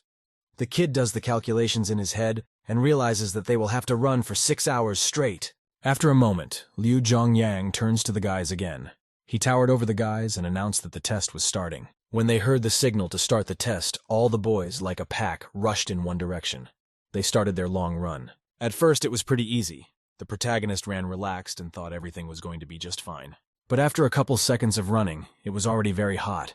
The black-haired boy was sweating and blushing. Each step was harder and harder to take. After a couple more seconds, Zubai was already breathing very heavily and sweating. The boy was already very tired, but he couldn't give up. A man watches them from above. Every step on this path leads to the knowledge of spirituality, so it tires not only the body but also the spirit. But it was not only our hero who was tired. There were already many guys dying of fatigue. They were all breathing hard and raggedly, trying to keep running. Ahead of the tired crowd, Jingshu and Judao, the main character's new acquaintance, were running. They didn't seem to be tired at all and were still full of energy. The black-haired boy kept running no matter what. It was incredibly hot, and his heart felt like it was about to jump out of his chest. Liu Junyang looks at the timer and realizes that 5 minutes have already passed. The black-haired man looked at the clock carefully. A moment later, he loudly ordered to start sifting out those who could not escape. Now, the real Hunger Games began. Hearing this, all the participants start running like crazy. Some of them have their wristbands already lit up red. Suddenly, off to the side, the protagonist notices a bright red color and thinks he has been expelled. The thought makes his heart sink. But when the young man turns around, he is relieved to realize that it was Wang Guo, who was running next door, who had been expelled. It's like a stone has fallen from his soul. Without hiding his emotions, the black-haired kid yells loudly about how he's just been scared shitless. It's embarrassing, but it's real emotion. Jingshu hears someone shouting from behind and turns around, trying to figure out who it was. The girl doesn't understand how Zubai can be so frail. She glares at the kid running behind everyone, but even so, the athletic girl doesn't slow her own pace. But the protagonist is now in a struggle with himself. There is no way he can drop out and be excluded. The young man must keep fighting. The black-haired guy has to keep fighting for the sake of everyone who has been by his side and supported him. Zubai can't lose. He doesn't understand why exactly, but thanks to Zubai's system, he may be able to save humanity in this evil and cruel world. The black-haired boy lifts his head and stares straight ahead. He cannot lose. He will fight to the end for those around him. But here, after a moment, it is as if our hero has a second breath and new strength. He will stand to the last man. With every second, the young man is getting faster and faster. A couple of seconds later, the boy is already catching up with the crowd of tired guys. The protagonist continues to run as fast as he can. The wind whistles in his ears, and with every second he leaves the contestants behind him, outrunning them all. At the very beginning of the running crowd, our hero notices his main competitor, Judao. Zubai sees only him, ignoring all the others. The young boy's eyes are sparkling, and there is competition and excitement in them. The young man's goal is to catch up with Judao by all means. But all of a sudden, when the kid takes another step, a bright blue light appears under his foot that he clearly didn't expect to see. The protagonist doesn't realize what is happening. Everything around him changes when a strange sky blue light appears under his foot. The kid assumes he has gone beyond. Zubayu seems to think that his spiritual power has increased. But is it possible that his spiritual power has broken through the limit of 99? Right now, Zubai is running past a guy who is proudly shouting that he is about to enter the path of the Tao. It seems to him that his spiritual power is growing very fast. Soon he will reach the heavenly path. Suddenly on the other side, another participant runs from our hero who declares that it is impossible to get tired. This test is not a waste of time. The protagonist decides to check the level of his spiritual power and is very much surprised when he sees that it hasn't changed at all. He feels somehow different. Suddenly something happened to these two participants who had just been actively running forward. It was as if their spirit had gone out of them. The black-haired guy is horrified as soon as he sees this because he doesn't understand what happened to these two, who were just fine just now. The male overseer begins the story that 100 years ago, a great monk of their school proposed 3 basic rules for cultivation. First, don't be in a hurry to embark on the path to the Tao. Second, don't lose your spirit. Third, don't give in to temptation. 3 basic rules to advance further on the path of Tao. However, the path of cultivation is full of temptation and danger, and only a person with a strong will and spirit will be able to overcome it. The black-haired man shifts his gaze to the tired crowd of guys. Those who cannot bear all the hardships and temptations will be excluded. A moment after his words, all the guys who were running behind our hero have their bracelets turn red. That means they're out. For a while afterward, the boys kept running, but the warden grumbled and said they were frustrating him a lot. It's only been 15 minutes and they're already about 1,200. He sadly reports that this is the worst class of candidates in the history of the school. Experiencing the heavenly road is only a simulation of the real road, which is far more dangerous. Driven by greed, you can go crazy and lose your spirit. The male warden wants to shame the boys, who seem to be embarrassed enough as it is. Now our hero realizes what's going on. But the man singles out one candidate who did not give in to temptation at all and devoted his whole self to the exam. Our hero pays no attention to these words and drinks water. But when the man calls his name, the protagonist chokes on that water he just drank. He obviously didn't expect to hear his name. The male supervisor announces with a smile on his face that this is the best result in the second test. This is Zubaya's score. After a moment, the man calls out to everyone present to applaud the black-haired kid for doing so well, but everyone is whispering and doesn't realize who Zubai is. Jing Shu, when she heard this, was very happy for her new friend. She was betting that the kid would go crazy like everyone else. But the black-haired boy doesn't seem to care right now. He's too tired and whispered to the girl to help him up. The long-haired guy who was the best in the first challenge looks down on our hero from above and seems to be studying him. Sometime after the end of the second test, the remaining candidates gathered in a spacious room. The protagonist sat with his cheek resting against his chest. The young man grumbled that it was a pain in the ass to fulfill the wishes of these two old men.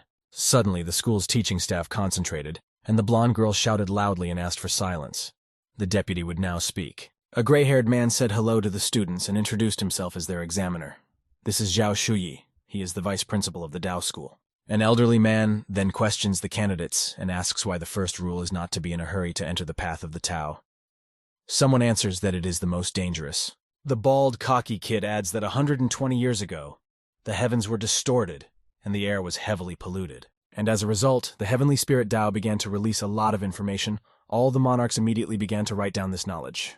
Even so, these writings contain much distorted and untrue information. The mere reading of these writings can drive a mortal mad. This is the reason why the 4 schools of Taoism were established. It was for this reason that the founder of the schools, Jijing, established these rules. The first rule is that one should not be in a hurry to enter the path of Tao. This is the correct answer. Because of the danger of directly contacting the heavens, the clans have created various safe methods of preserving cultivation information. Then the elderly man gets serious again and adds about all the interpretations of the heavenly path of their Tong Taoist school over the centuries. Suddenly, after a moment, the examiner raised his right hand upwards and channeled his spiritual power. A moment later, with the help of his spiritual power, the examiner raised a card above everyone present, which is exactly where everything is stored. All the guys instantly raised their heads up to get a better look at this map. The eyes were filled with interest. The students continued to look up and couldn't take their gaze away for a second, afraid to miss even the smallest detail. The protagonist, like everyone else, continued to stare at the map, cocking his head upward. His eyes read a kind of disappointment, and his lips curled into a disgruntled tube. The black-haired boy curses loudly as he sees a huge blank sheet of paper in front of him. The map had clearly not lived up to his expectations. But the man explains that it's dangerous for them to read the map right away, so he casts a spell. It is up to the boys themselves to understand it. A moment later, the man tosses the boys a blank sheet of paper and ink on the table. The third task is that they should put on paper what they have understood. Afterward, a gray-haired elderly man with a smug smile informs the participants that they may proceed with the performance. The kid is stupefied by such a task. Christina laughs and says that Zubai will probably just turn in a blank paper, since he's a dumb rock. And so, out of desperation, the protagonist decides to look around and sees that the bald kid is scribbling something on his sheet. On the other side sits a blonde guy who is also writing something. The guys are studying and practicing hard, so they can easily approximate the secret of the scroll. Christina, when she sees that our hero has absolutely nothing to do, begins to laugh and mock him. But the guy knows better than anyone how to lie on the bed. Realizing there's no way to write it off, the black-haired boy falls into thought. The cat smugly says that if she can teach him to write if he asks. The young boy chews nervously on his pen and continues to ponder. Then the word ask loomed in his mind. It seems to have given him something to think about. After a moment, something came before the black-haired boy. A good idea flashed in his mind. Now it would all work out. A moment later, Zubai starts scribbling something on his blank sheet with interest and a smile. Christina watches with interest. And after only a couple of seconds, our hero raises his paper up and shouts to the teacher that he is ready to hand in his work. But as it turned out, the guy still had to be here after turning himself in. If he had known, he would have written again. Since there was nothing to do, he laid down on his desk and started saving up his laziness points. The white demon cat who had been watching the guy was horrified when she realized what he had actually written. Who the hell was this young man? Some time passed after the exam. The teacher announced that all the papers had been checked and graded. Moments later, the blonde woman gives the deputy director the top 3 papers they selected from so many others. Suddenly, an elderly man grabs one of the participants' papers. His eyes go wide at what he sees on the paper. The paper depicts a beautiful woman who moves plastically, throwing up the fabric that develops around her. Seeing this, the man wants to recognize the author of the work. The gray-haired man seemed to be very angry when he saw this drawing. The author was Qian Wang's son deputy. In a rage, gives it 0 points. But the woman starts defending him. The guy is a great artist. He seems to have a hidden painting ball technique, and his first 2 test scores are among the best. At this time, the blonde man sneezes loudly. Something itched sharply in his nose. After a moment, he closed his eyes and sneezed thunderously. After the blue-eyed guy sneezes, he wipes his nose and thinks that someone seems to be thinking of him. There's a saying. Suddenly, a bald guy comes up to Zuo Dao, who was sitting near the wall, and suggests him to rest, because even now he was practicing hard. Why? The young man sits up to the kid and says he wrote everything down and even seemed to understand something, but he doesn't know how many points they'll give him for it.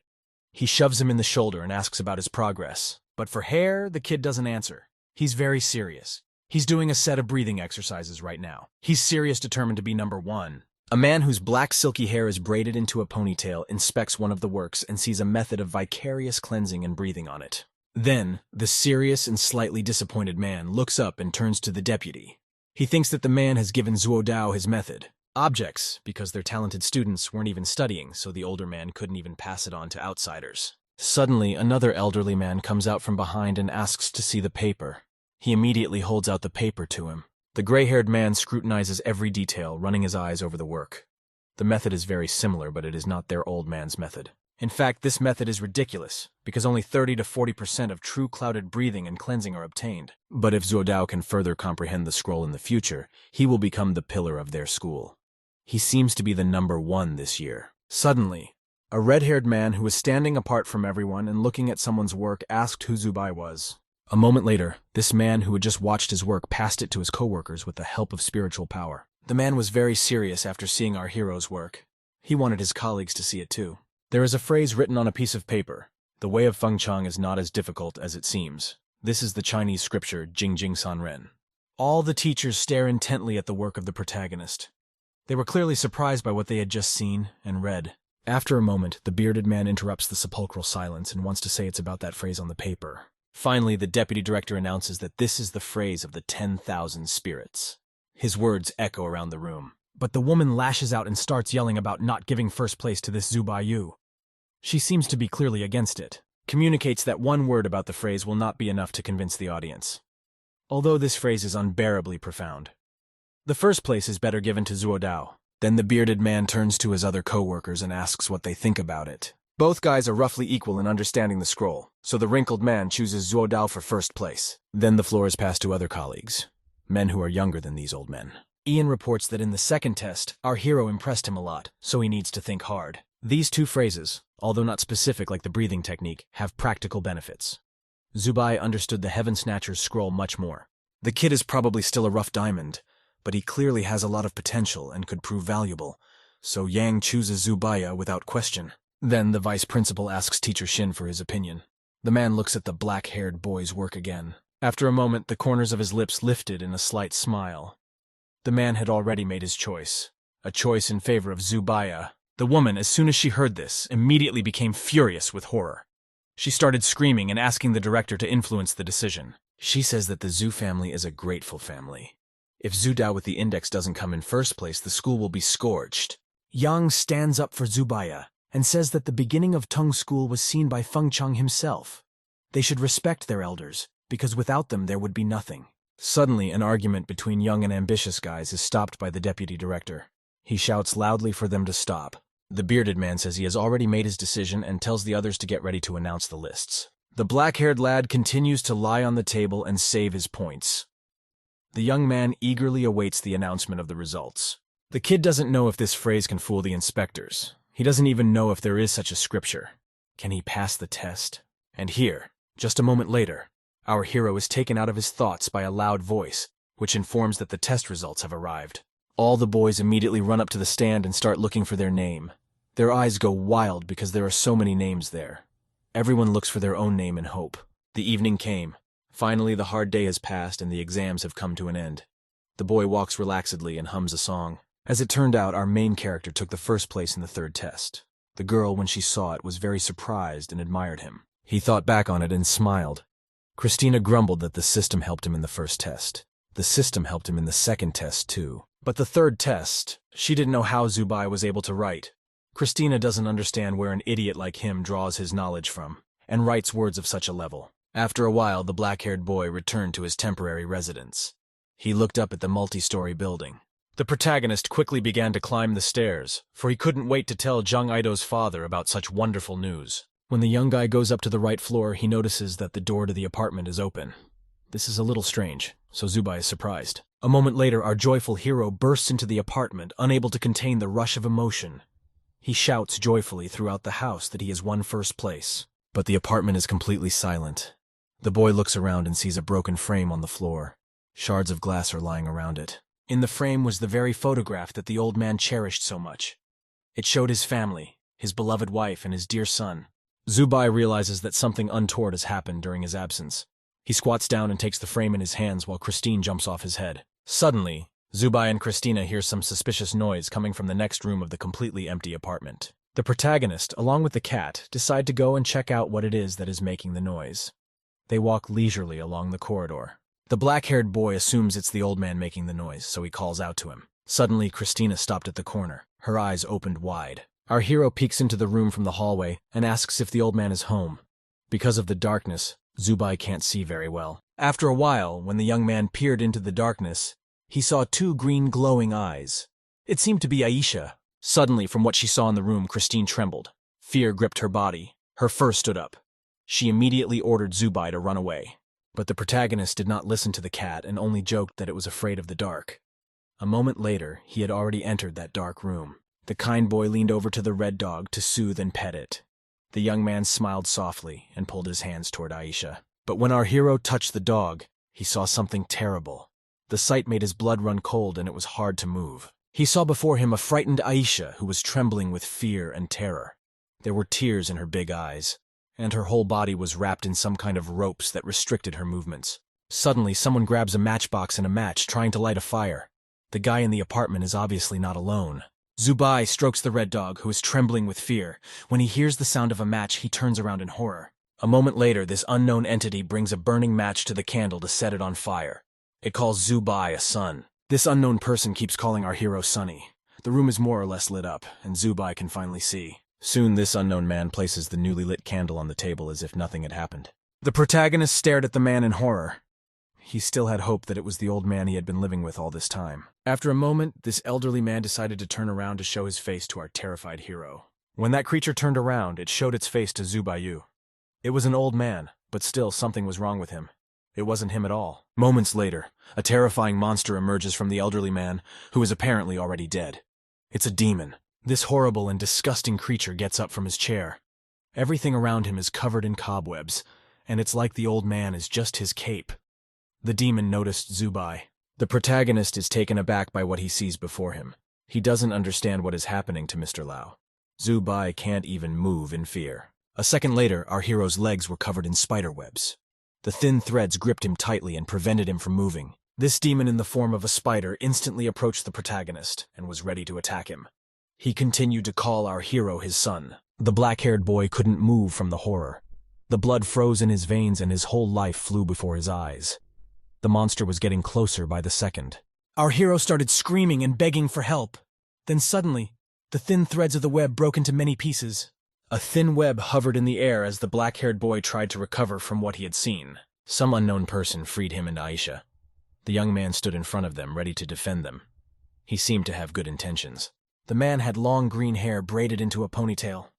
The unknown man had used some kind of spell to defeat the demon. This unknown hero enlarged his seal and directed it towards the horrible creature that awaited its fate. A moment later, that yellow seal that the unknown had sent out grabbed the monster and prevented it from moving again. After a couple seconds, the spider stopped fighting and lowered its head. It seemed to be defeated. Our hero was able to survive thanks to a miracle.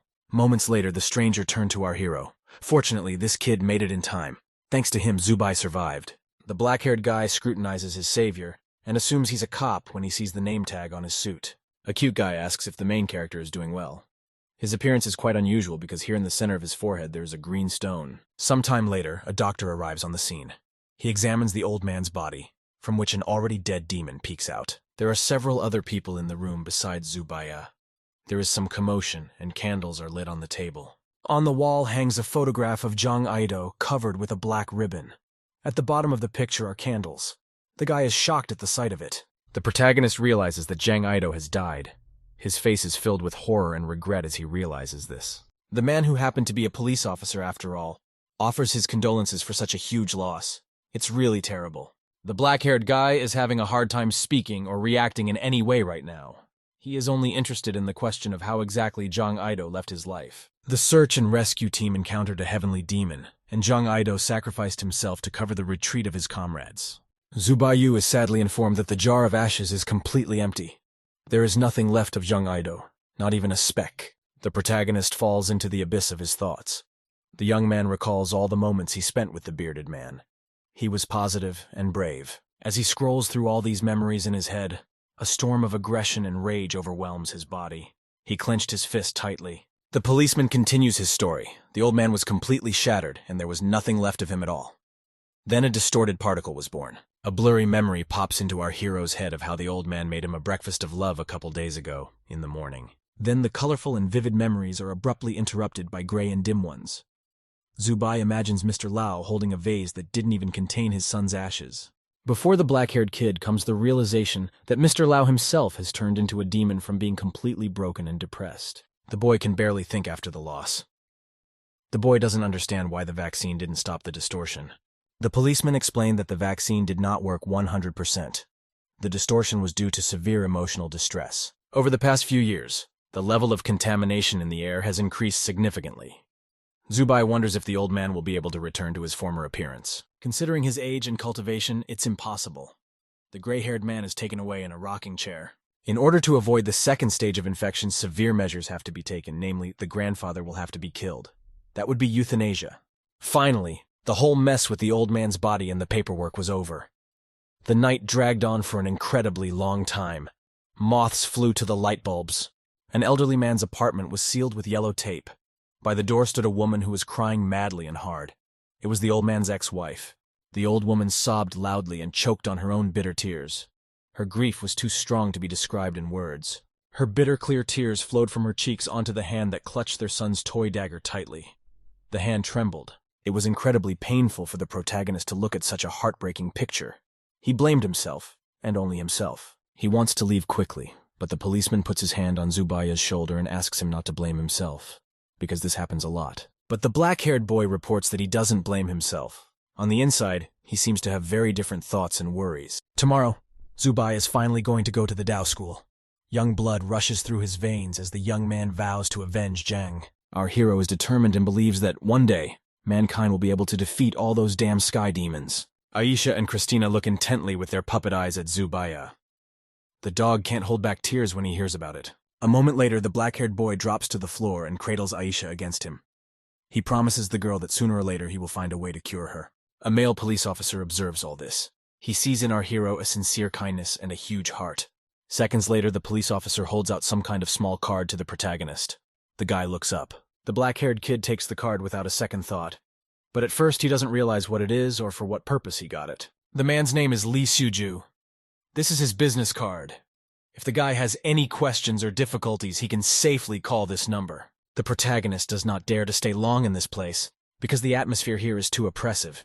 Soon, he leaves and says goodbye to the officer. A soft smile appears on the policeman's face as he gives the young boy a glance. He waves him back. But as soon as Zubai disappears from sight, the expression on Li Shuju's face changes to a more wistful and pensive one. Now the protagonist is 1,500 meters above ground level.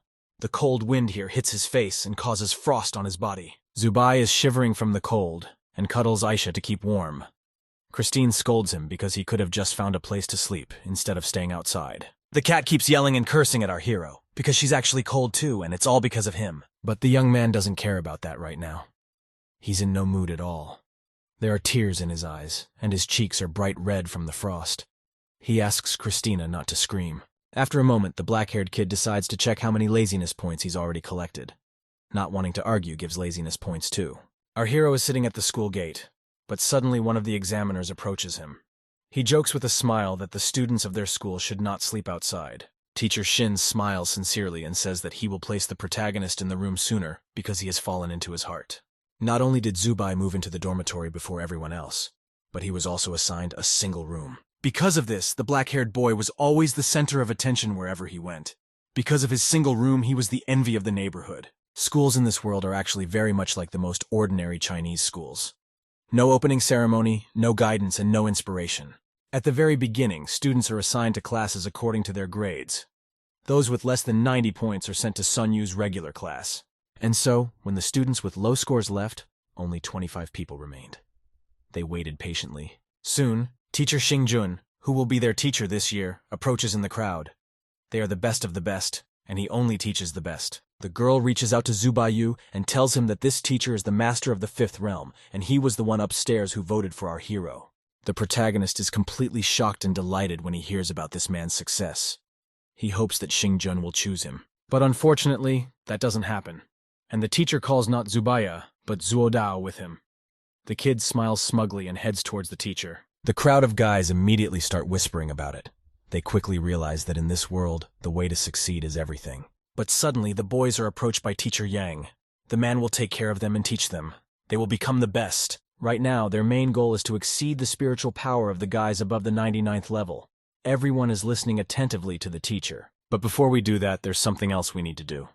The black-haired man closes his eyes and continues his story, choosing his words. After a moment, Teacher Yang shows the guys the divine cultivation scrolls. Everyone needs to choose their own scroll. Divine scrolls are a shortcut to cultivation. Each one is forged by immortal cultivators of the heavenly court, and they are only available to the best schools.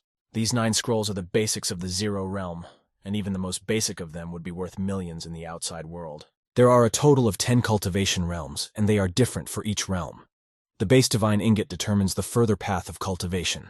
The protagonist thinks about it and realizes that it's very much like an upgrade tree in an RPG. Guys can only choose one scroll, so they need to choose wisely. They can never choose another one and change it again. The kid asks Christina for advice, but she grumbles. Zubai has no choice. There are 9 woes, and these are the scrolls he got with the system. Holy 9 tribulations doesn't sound good, so the kid has to choose between the scrolls after all. Christine can choose her own scroll. Zubai is surprised that the cat can train too. The guy's divine ingot is her scroll as well. If it is practiced by her, it is practiced by him as well. But the main character realizes that, unlike the other guys, he has another tree to climb. A moment later, our hero jumps up and picks out a sword scroll. He made his choice very quickly, and everyone stares at him. The sword is very good at speed and has high attack power.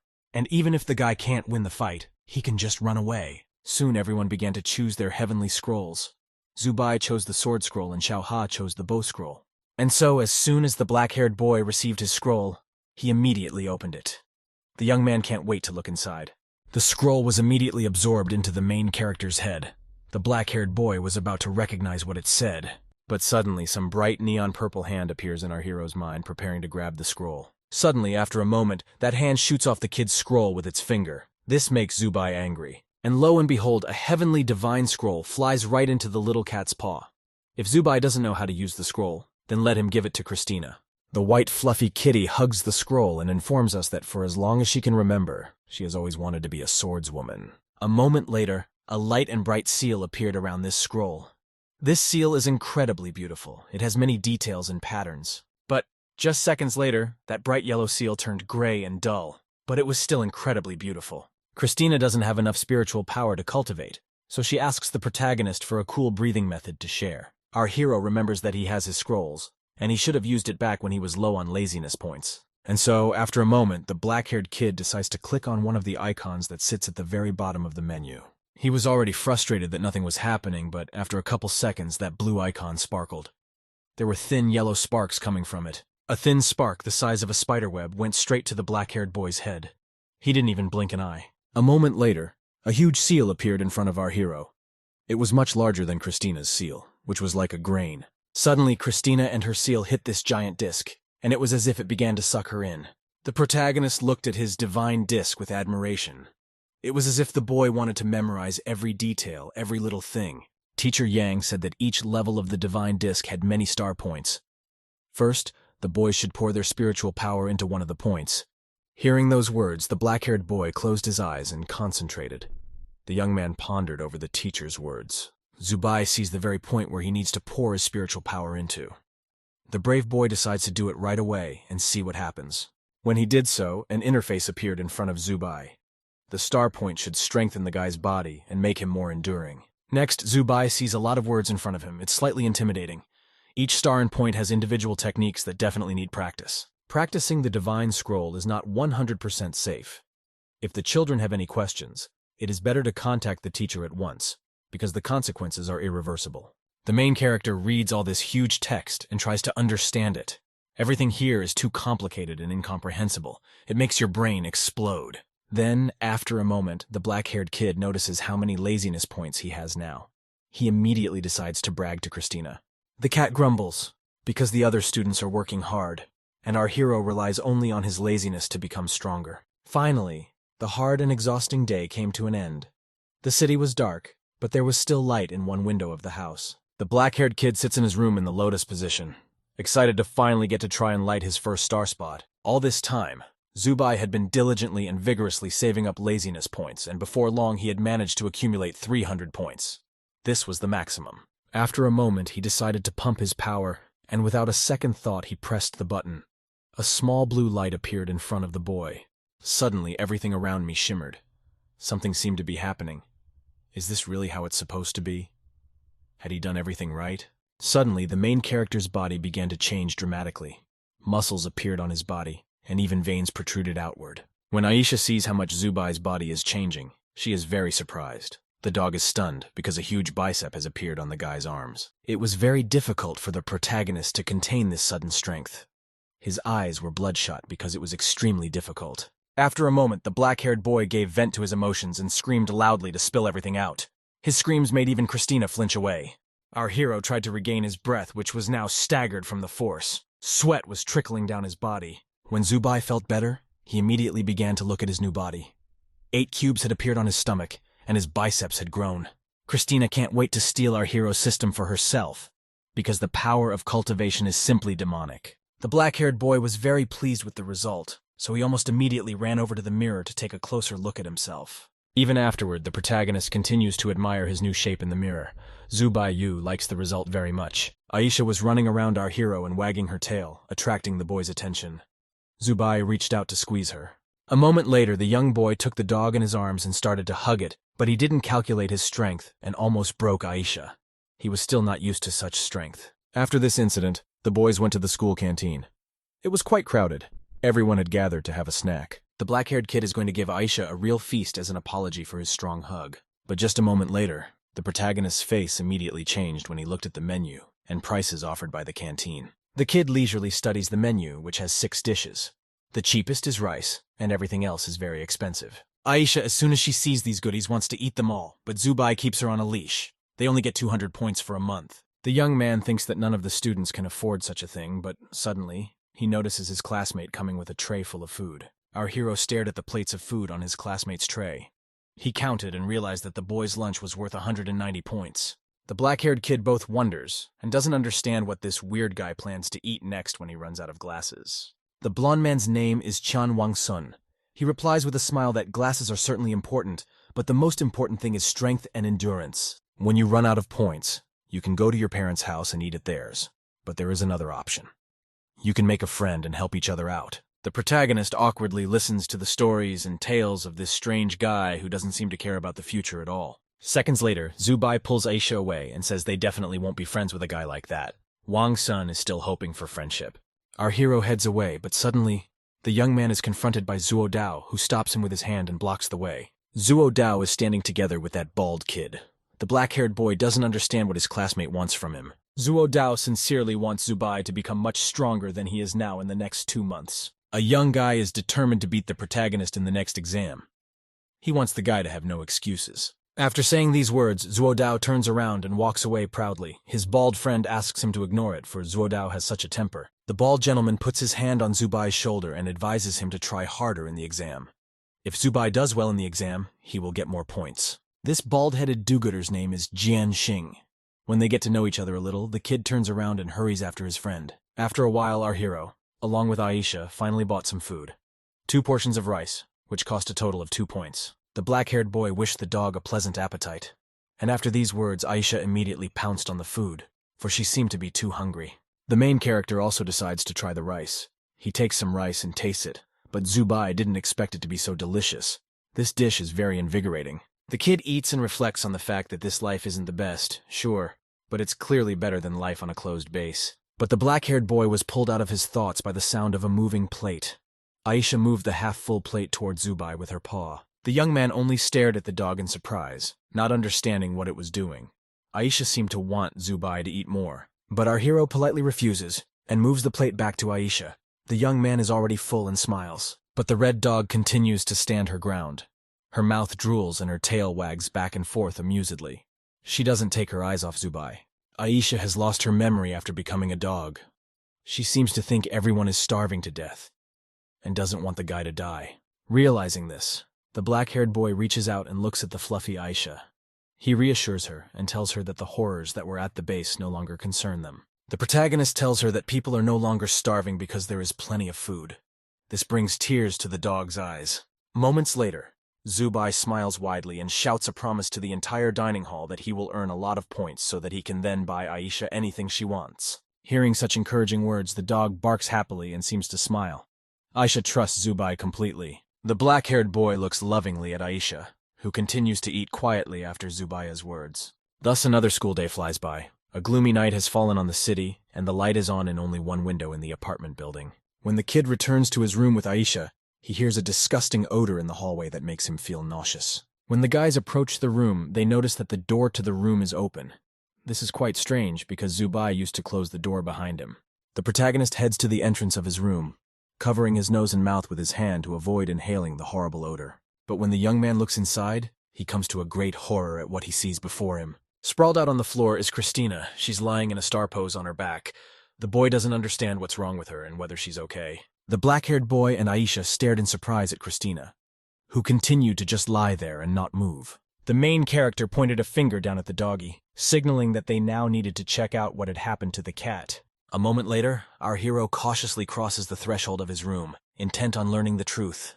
Zubai sits down next to Christina and puts his finger up to her nose to check her breathing. The cat is barely breathing.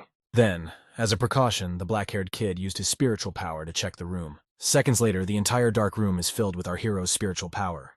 He decides to check if there is something dangerous for the guys. The boy decides to be reassured, because he was being chased by monsters everywhere. Zubai hopes that this won't happen at the Tao school. The protagonist carefully proceeded to examine his room. With the help of spiritual power, the guy penetrates into the most inconspicuous places. With spiritual power, the black-haired boy carefully pushes back the chairs and peers into every corner of the room. After a moment, Zubai uses his spiritual power to peek behind the curtains, checking to see if there was any danger. When the protagonist is personally convinced that there is no one in the apartment and it is safe, he relaxes a little and calms down. When he is satisfied that it is safe, he allows Aisha to enter the apartment. Above all, he is responsible for her life. The boys worryingly run up to Christina, who continues to lie motionless.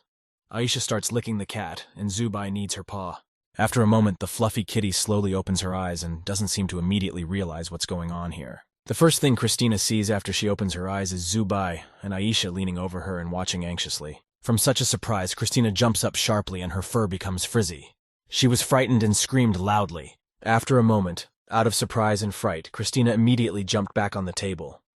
She didn't understand why Zubai and Aisha were looking at her like that. The kid is very surprised that the cat didn't notice that it had fallen asleep, because the door to the apartment was wide open when they returned. Christina is shocked when she realizes the door was open.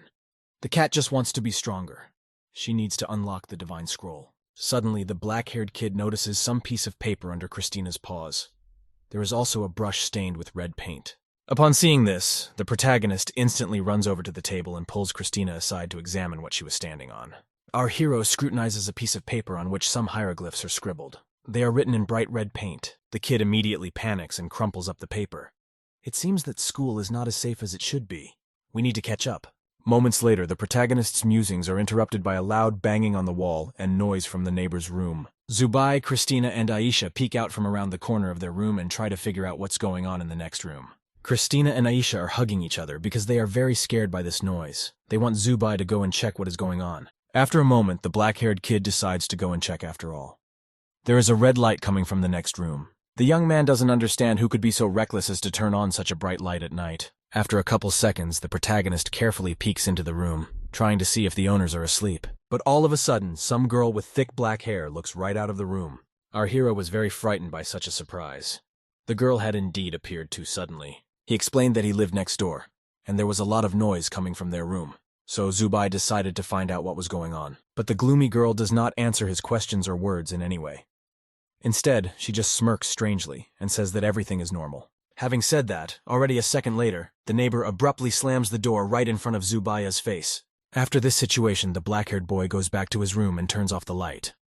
Then, Zubai lies down in bed. The kid isn't asleep yet. Instead, he's staring at the ceiling and thinking about the fact that it's going to be hard to find common ground with the neighbor. But after a moment, a wild noise was heard from the next room, which made the boys jump.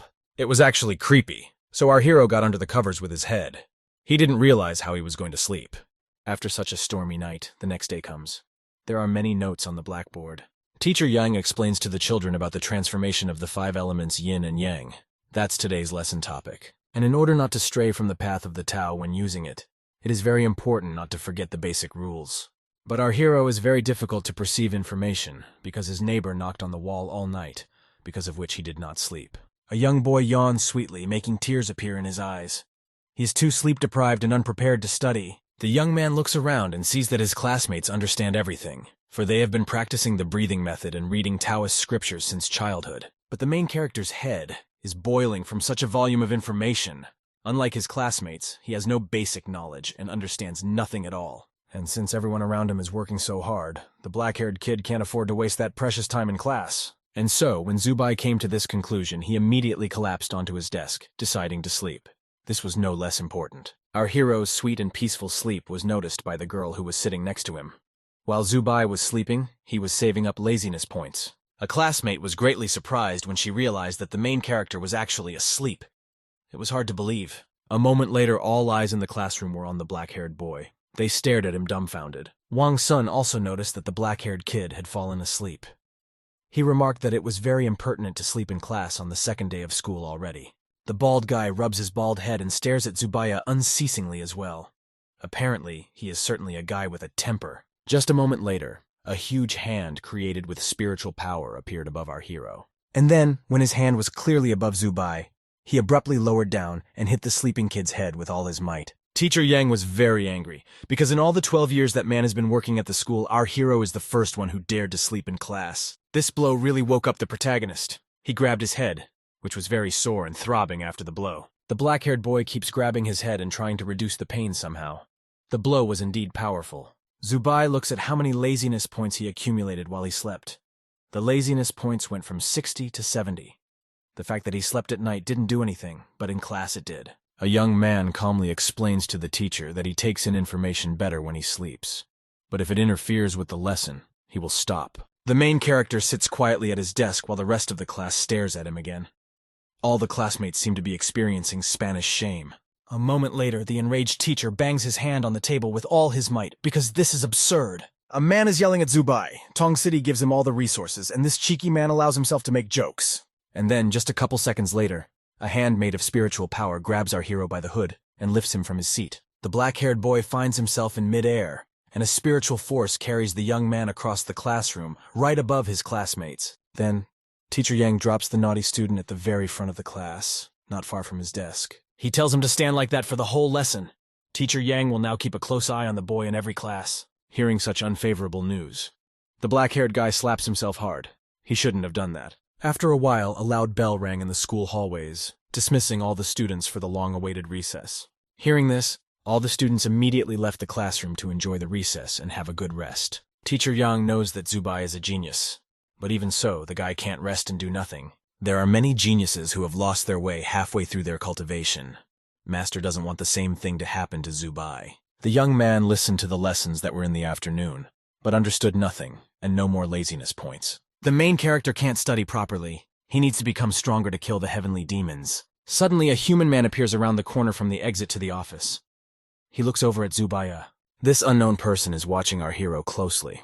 Although Zubai is in first place, he sleeps in class. This strange stranger rubs his hand vigorously, which has scars on the inside of it. He keeps whispering about Zubai sleeping in class. But after a moment, the stranger's face became serious. He still did not take his eyes off our hero and said that he would let the boy sleep. Soon the bell for class rang again. As if on cue, Teacher Yang entered the classroom filled with students. The black-haired man scrutinizes the office and everyone present. After a moment, Teacher Yang immediately notices that Zubai is absent. The truant boy, meanwhile, is sitting in the hallway. It turns out that the guy also gets laziness points for skipping lessons. The main character really doesn't understand John's lessons. Christina points out the pros of our hero at least having a room where he can sleep soundly at all times. Suddenly, the door to the study room slammed shut with a violent rumble. Teacher Yan walked out of the study room. The man was furious with our hero. He went out to find the rascal. When Teacher Yang found out about Zubai's truancy, he was going to go to his dorm room first so that he couldn't escape. But a teacher needs to teach, so when he went back to the classroom, Zubai would return to the room. The young man had to avoid meeting with his teacher to avoid getting the full brunt of it. The main character was amused to play with the teacher and tease him. Christina was also amused to watch it. When Teacher John left, the kid headed back to the dormitory with Christina, humming a little song. When our hero walked down the hall and reached his room, there was some scrap of paper sticking out of the door. It was rather strange and unexpected, but no less interesting, so the young lad immediately unfolded the sheet. The note says that Zubai is an able boy, but he still has to attend classes. The teacher won't just let it go. But Zubai decides not to dwell on it and just tosses the note aside. Thus another school day flew by. The sun was almost hidden behind the horizon, painting the sky with orange colors. Suddenly, when our hero is already lying in bed, he hears a loud knock on the door. Someone is demanding that he come out. The black-haired boy listens to a voice that invites him to go to night classes. The stranger screamed that she was pregnant with Zubaya, and if he didn't come out, she would have an abortion. Upon hearing these words, the enraged protagonist bullets out of his bed to deal with it. The black-haired boy opens the door abruptly, wanting to know who is standing behind the door saying those words. But Zubai is surprised when he realizes there's no one behind the door. Could he be hallucinating? But suddenly a little girl pops up in front of our hero A girl is furious with the main character. She insults him with various hurtful words and says he did it on purpose. This is Xiaoxi, who came 10th in the test. That's probably why she's angry. The black-haired kid doesn't want to finish listening to the little girl and just closes the door in front of her. The angry girl continues to stand in front of the slammed door. She doesn't seem like she's going to leave. Xiaoshu seemed to be devastated at this strange guy's impudence. How could he do such a thing? After a moment, the girl can't stand it and screams his name throughout the hallway. Zubai has taken her out completely. She was banging on the door. A lot of people make sacrifices so that the guys have time and materials to practice. Xiaoshu continued to pound on the door, trying to reach the guy. Her fists were already hurting. She cried, for her parents had gone to the front lines 5 years ago and never returned. The girl doesn't want to waste her time, so she just leaves, saying that Zubai doesn't deserve a place in school. Such words really made the protagonist feel empty. The girl was right, but he has a different path. The black-haired boy strokes Aisha, who also felt very sad at those words. Tears came to her eyes. The guy doesn't care about what Xiaoshu and the others say about him. He has another goal. He must become stronger. Moments later, the protagonist decides to fill 2 more empty stars with his spiritual power. And so, before long, the previously empty stars are filled with his power. Zubai did so without hesitation. Just a moment after that, our hero feels an incredible power that spreads throughout his body. It's incredibly painful, and it makes our hero curl up on the floor and beat in agony. His body is covered in cracks. Christina and Aisha look fearfully at Zubai. They are very worried about him because they see how he is suffering. His face begins to redden and crack. The young man is in incredible pain, but he clenches his teeth and endures. From our hero's room come intense cries of pain. It can't be tolerated, but he must. After a while of suffering, it came to an end. It's over. You can exhale with relief. He pumped 3 stars in a row. It strengthened his flesh, and now weapons couldn't hurt him. At least when it comes to combat, the guy can't get seriously hurt. That's a very useful skill. A moment later, the kid tenses his whole body, preparing to get to his feet. And so before long, the protagonist deftly jumps to his feet. With this power, it's really easy. He shakes off the little scales and recognizes that no matter how strong he is, practice without theory is useless. The black-haired boy sighs heavily, for he really doesn't understand what is being explained in class. Christina grumbles and waits for our hero to finally give her a cool breathing method. Zubai decides to go to the local library and pick up a couple books there for basic self-study. The young man really heads towards the library. He looks around with interest, noticing a huge golden statue. And so, after some time, he finally arrives at the entrance to the library and opens the huge doors. Zubai enters a long and huge corridor with doors on each side. There are scrolls hanging from the ceiling. A man who was watching the library noticed the newcomers. The bearded man turned out to be the administrator. Only the basic section with basic books was available to newcomers for now. He pointed to it with his hand, instructing the newcomers. The protagonist heard this and immediately wandered to the correct department, noticing the administrator's oddities. But before entering this department, a seal appeared in front of Zubai. To enter, he had to use his spiritual power. The Taoist school made great efforts to ensure that students did not learn things that were beyond their strength. Finally, the guy followed all the instructions and finally got into the right department. Right after that, the main character started to choose a book. Some books were too complicated. He didn't have the basics. Then he wandered around the library some more and found a couple books that might work for him. A moment later, the black-haired guy shoved Christina into his subconscious, for it was time for training. Zubai wandered around the library and found a distant empty table, at which he took a seat. The young man and Christina were determined to start practicing. They had smiles of excitement on their faces. And then, just a moment after that, Zubai collapsed onto the books and fell asleep like a baby. At this time, Christina was actively absorbing the knowledge that was in the book while the guy was saving up his laziness points. And at night, the guys practiced together and kept active in textbook learning. A couple days later, the boy came to the library again. The young man yawned sweetly after his nap and pulled himself up.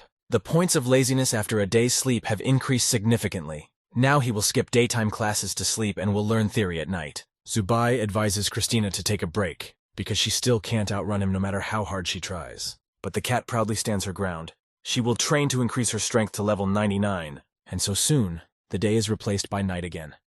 Our hero, humming a song with a pile of books, goes to his room. When the guy goes up to his floor, he hears heavy shouting from the hallway. He gets curious. He looks out from around the corner and sees some guy reprimanding his roommate and telling her she won't pass her exams. Such words made the girl stiffen, but she still quietly squeezed out that she would try. The guy keeps yelling at her and telling her that she won't achieve anything, because the main thing is talent, not effort. Such words make the girl shiver, and to calm herself, she hurts herself. Her nails dig into the skin of her hand, leaving cuts. The girl desperately yells that she's going to try to pass the test, and if the guy helps her, she can stay. The protagonist listens to their conversation carefully and thinks that there is some way to speed up cultivation. After a moment, the young man remembers squirming in pain as he magnified 2 stars at once. But he immediately brushes the idea away because you can get very badly hurt that way if you're greedy for advancement. After a moment, the kid was distracted by his thoughts, and because of that, all the books flew down. It was no good, for the black-haired lad could be heard barely touching the floor. This formidable guy agrees to bring the right thing to the girl.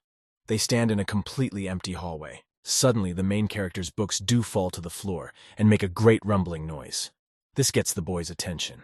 They immediately direct their eyes to the place where they heard the noise. Moments later, Zubai pops out from around the corner, who awkwardly says hello and starts picking up books. He excuses himself and says he just came back from the library and clambered over the step. He's trying to look believable, but the black-haired girl doesn't seem to fully believe him, for she immediately tenses up and scrutinizes him with her gaze. The main character walks quickly by the suspicious guys, heading to his room.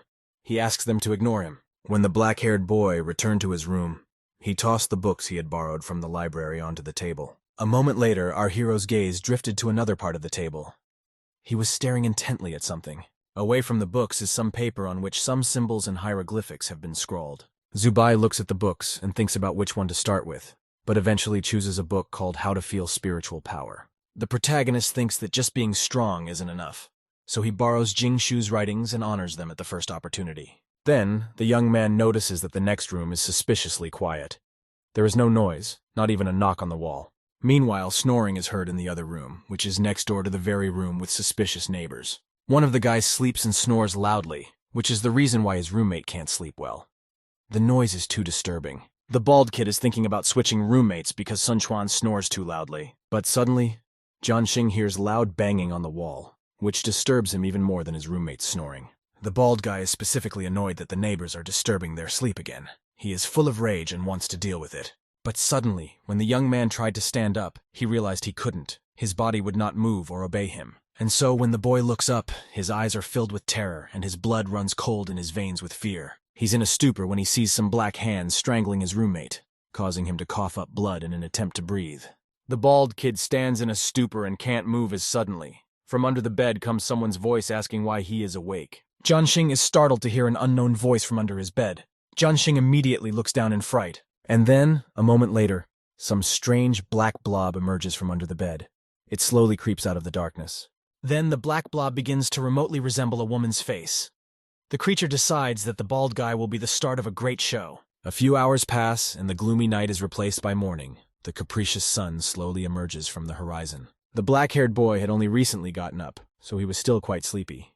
He left the room and yawned sweetly. When he walks a little further, he sees a huge gathering of people off to the side, which immediately attracts Zubaya's attention. Our hero pushes through the crowd and asks what happened. Jingshu is very happy that Zubaya has finally decided to come out to the others. In the center of the crowd are the doctors who are carrying 2 people out on gurneys, with teacher Yang walking in the front. 2 students in their class were attacked during the night. Unfortunately, one of the boys did not survive the attack. Sun Chuan, who ranked 7th in the test, died, and the kid who took 4th place in the test was fortunately able to survive, but was seriously injured and is now in critical condition. Hearing such terrible news, the main character comes to shock. Who could have done such a terrible crime? Jingshu, as always, had gossip about it. The girl had heard that it was the heavenly church that had revolted. Everyone thinks the church was involved, because they left their mark in blood on the crime scene, on the wall. The black-haired boy falls into thought. He doesn't understand why they did it or how they had the courage to attack the school. Suddenly, that mean girl with 2 ponytails runs up to Jingshu.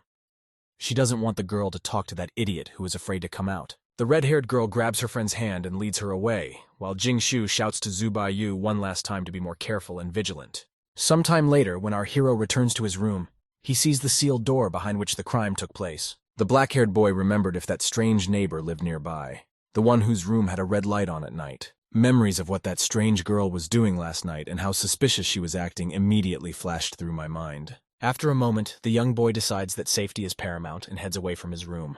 A black-haired boy goes to the telephone that hangs on the wall in the hallway. At the same time, the young man is looking for something in his jacket pocket. Our hero pulls out from the inside pocket of his jacket the business card he got from the policeman last time. He can't just sit idly by. A man's voice answers the other end of the phone. It is an officer from the Tong City police station. The protagonist tells the policeman a story about the heavenly church and the murder at the Tao school. The policeman listens attentively. Meanwhile, the rumors of the Tao school murder quickly spread throughout the city. They spread like a virus. Everyone is just talking about the heavenly church being involved in this case.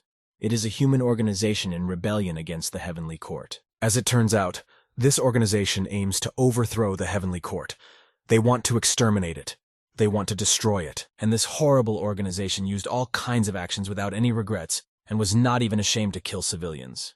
It's just a bunch of crazy people who are willing to achieve their goals no matter what, no matter how horrible the methods. As it turns out, these are anti-government forces who plan to attack civilians and students. Suddenly, someone put a hand on Zubai's shoulder and asked his opinion on the situation.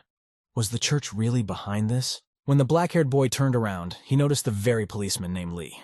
The boy was very happy to see him. But Zubai thinks it's impossible to draw any conclusions yet, because one sign can't tell us much without more conclusive evidence. Mr. Lee smiles and looks at the black-haired boy, but that's not all, because the policeman has another question for Zubai. Zubai said that he suspected that the girl next door had a problem. Mr. Lee wondered why he didn't tell the teacher about it right away.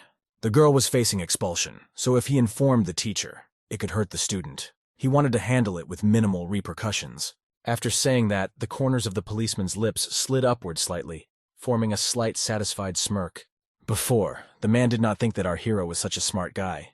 In fact, the young man is a very good person. After some time, the protagonist led the policeman to the very room where this strange girl lives. The young man explained that every night, a sound like banging on the wall comes from this room, which is what keeps Zubayu awake. After a moment, the policeman peers through the door without any fear, but Zubai is worried that it is very dangerous to start a direct investigation. But the smiling kid reassured him. Even though he was young, he was already quite strong, so there was nothing to be afraid of. Even a moment later, the brave kid puts his palm on the door, preparing to take some action to check out the room. A young police officer uses his spiritual power to see if there is any danger inside the room. But after a moment, the handsome policeman's face turns serious and he frowns his eyebrows. Did he really find something? The green-eyed kid turns around and informs him that there's some sort of seal inside the room that makes it impossible for him to channel spiritual energy inside. Even if the guy forcibly intervened, it could lead to terrible and irreversible consequences. We need to take our time. Until they go in, They have no proof. But Zubai stops the acquaintance, because what's inside is probably very precious to the girl. Hearing this, the policeman decides to listen to the black-haired kid and slaps his palm away from the door, removing his spiritual power. Since they don't do anything else until tonight, it's likely that Lee will have to stay the night at the protagonist's house. Our hero doesn't mind having a new acquaintance to keep him company. Zubai shows him to his room. But the policeman has other things to do. He will do some research at the Taoist school to see if there are any traces of the heavenly church there. The kid advises the protagonist not to go to bed until Lee comes. Zubai should sit in the room and wait for him. The black-haired boy listens attentively to the policeman's instructions and obediently agrees with everything he said. Some time passed and a mysterious night came, which again brought its mysteries. Only in one window was the light burning. The protagonist couldn't stand it after all and fell asleep sitting upright on the ottoman. Aisha also slept, nestled at his feet. Zubai was sniffling softly. But suddenly the black-haired boy woke up. He shouldn't have been asleep, but his body had taken over. The young man could not understand how he had fallen asleep. He immediately looked at the clock and saw that it was very late. Why is Mr. Lee still not here? And then, suddenly, just a moment later, the room began to resound with intensely loud knocks on the wall. Just like before. The knocking and noise were so intense that it seemed as if they were about to break the wall, and it would come crashing down on the lad at any moment. Hearing such a terrifying noise, the protagonist immediately covered his face and head with his hands, preparing to take the impact of the broken wall. Our hero examined the wall in surprise and was shocked to find no cracks in it, for he had just heard a distinctive sound. After a moment, Zubai once again smelled the disgusting odor he had smelled before. He realized that there was something wrong with the room. We have to get out of the room before something terrible happens. The boy and Aisha headed for the exit. The black-haired boy grabs the doorknob and frantically starts to pull, but it won't budge. They're locked. But our hero does not despair. The young guy takes a deep breath to concentrate and accumulate his strength. And just moments later, Zubai desperately rushes to the door, hoping to kick it open and save himself and Aisha. A second later, the protagonist crashes into the door with tremendous force, but the door doesn't give a damn. The door won't budge no matter how hard Zubai tries. Only a small dent was left where the black-haired kid had piled on, and a purple light appeared on the door. With his spiritual power, this wooden door should have broken down in an instant. After a moment, Zubai turns around and uses spiritual energy to try to break anything in the room to get out. But after a second, the young man realizes that he can't break anything in this room. It's physically impossible. It is with regret that Zubai realizes that he is completely trapped in his own room, and can't even do anything in this case. The boy has a bad feeling, for it is very strange that his room is closed, although he did not lock it. Aisha hides behind his leg. But all of a sudden, the plucky doggy jumps straight forward and rushes towards one of the walls. Zubai doesn't understand the reason for this. A moment later, and Aisha tucks her tail and runs up to one of the doors. She starts barking relentlessly at the closed doors. The protagonist crouched down to the dog and started stroking its head, trying to calm it down. The young man did not understand why it suddenly started barking. Suddenly, the guy hears a voice asking why he's awake. Moments later, a loud bang on the door knocks the doorknob off. The black-haired kid really wants Christina to wake up and help him in some way, maybe even with advice. But after a moment, he realizes that calling for the cat is pointless, because she's training now. There's no hope for her. The protagonist keeps hoping for Brother Lee, but for some reason it seems to him that he will not come, because now it is late and he is still not there. A moment later, the rumbling in the door continues, and brown blood begins to pour out of its crevices. There's a lot of it, and it gradually fills the floor. The black-haired kid is completely horrified and stunned when he sees this. He finds it hard to believe his eyes. Fear grips his body. From this, the young man falls to the floor and frantically begins to crawl away from the door, from which an endless stream of blood continues to gush. The young guy touches his hand to the blood. Now his palm is red. He doesn't understand what to do, for he can't even fight back. In despair, our hero just sits down and does not understand what to do. Is there nothing left to do but sit and wait for his own death? A black-haired boy looks into a pool of blood and sees his reflection in it. Suddenly, a thought pops into his head.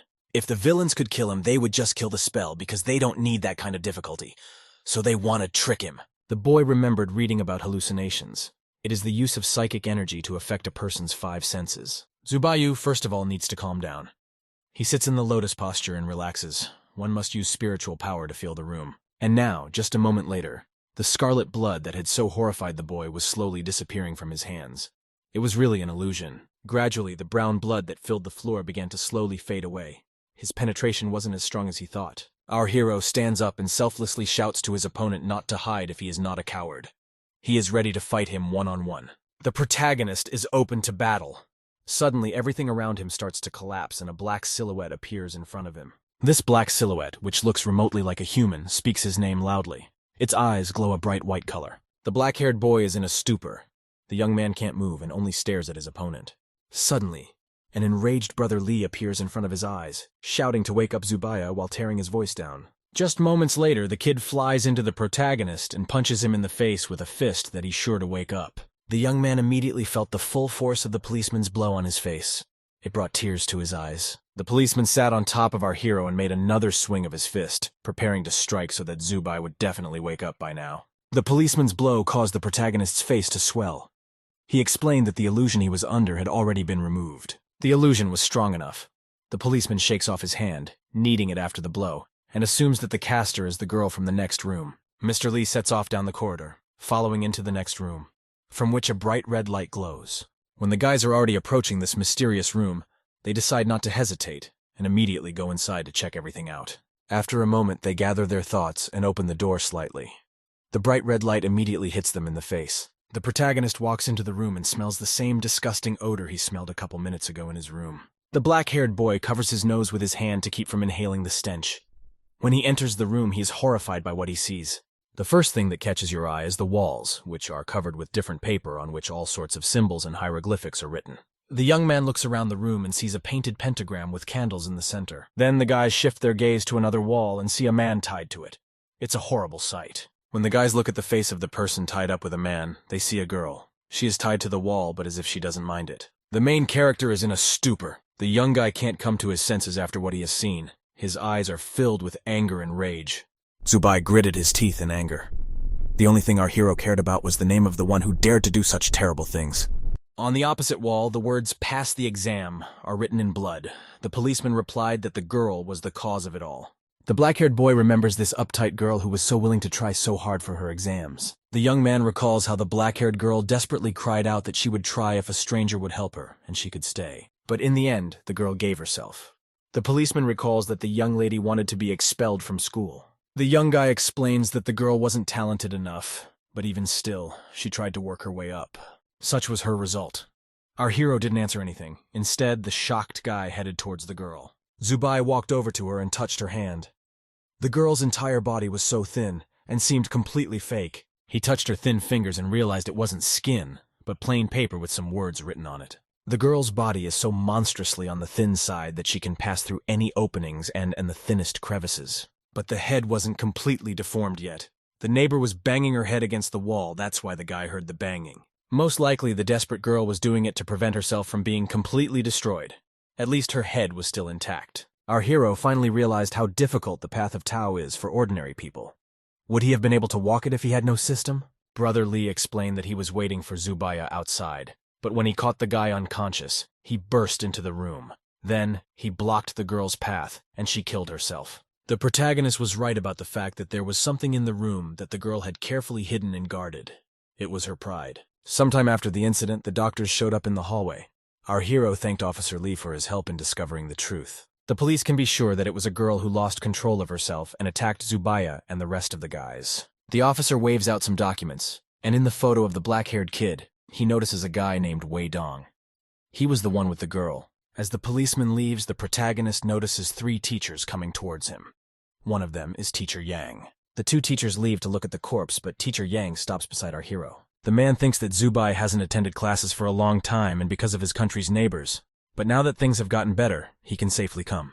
The guy is embarrassed, but he says that he'll have to skip class because he has his own approach to cultivation. Hearing such insolent words, the man abruptly stops talking and stares intently at the protagonist. He cries out, saying that the writing of all the books and methods they are now studying was spent by many sages, and they should be grateful for it. Although the man wasn't as good as his predecessors, he was still 56% a 5th realm monk. Would Zubayu be better off training alone? But the black-haired kid doesn't seem to be backing down. Apparently, he's determined to stand his ground until the end. The young man may return to exercise and gradually get stronger, but is it worth it? The strength of our hero makes the floor crack under his feet. The guy declares that this is not the way he wants to go. A young guy got a hit that no one else has, so he has to get stronger faster to start killing demons soon. The black bald boy reeks of determination and seriousness. The young man asks you to stay out of his way. Hearing such sincere and decisive words from his student, Teacher Yang is stunned.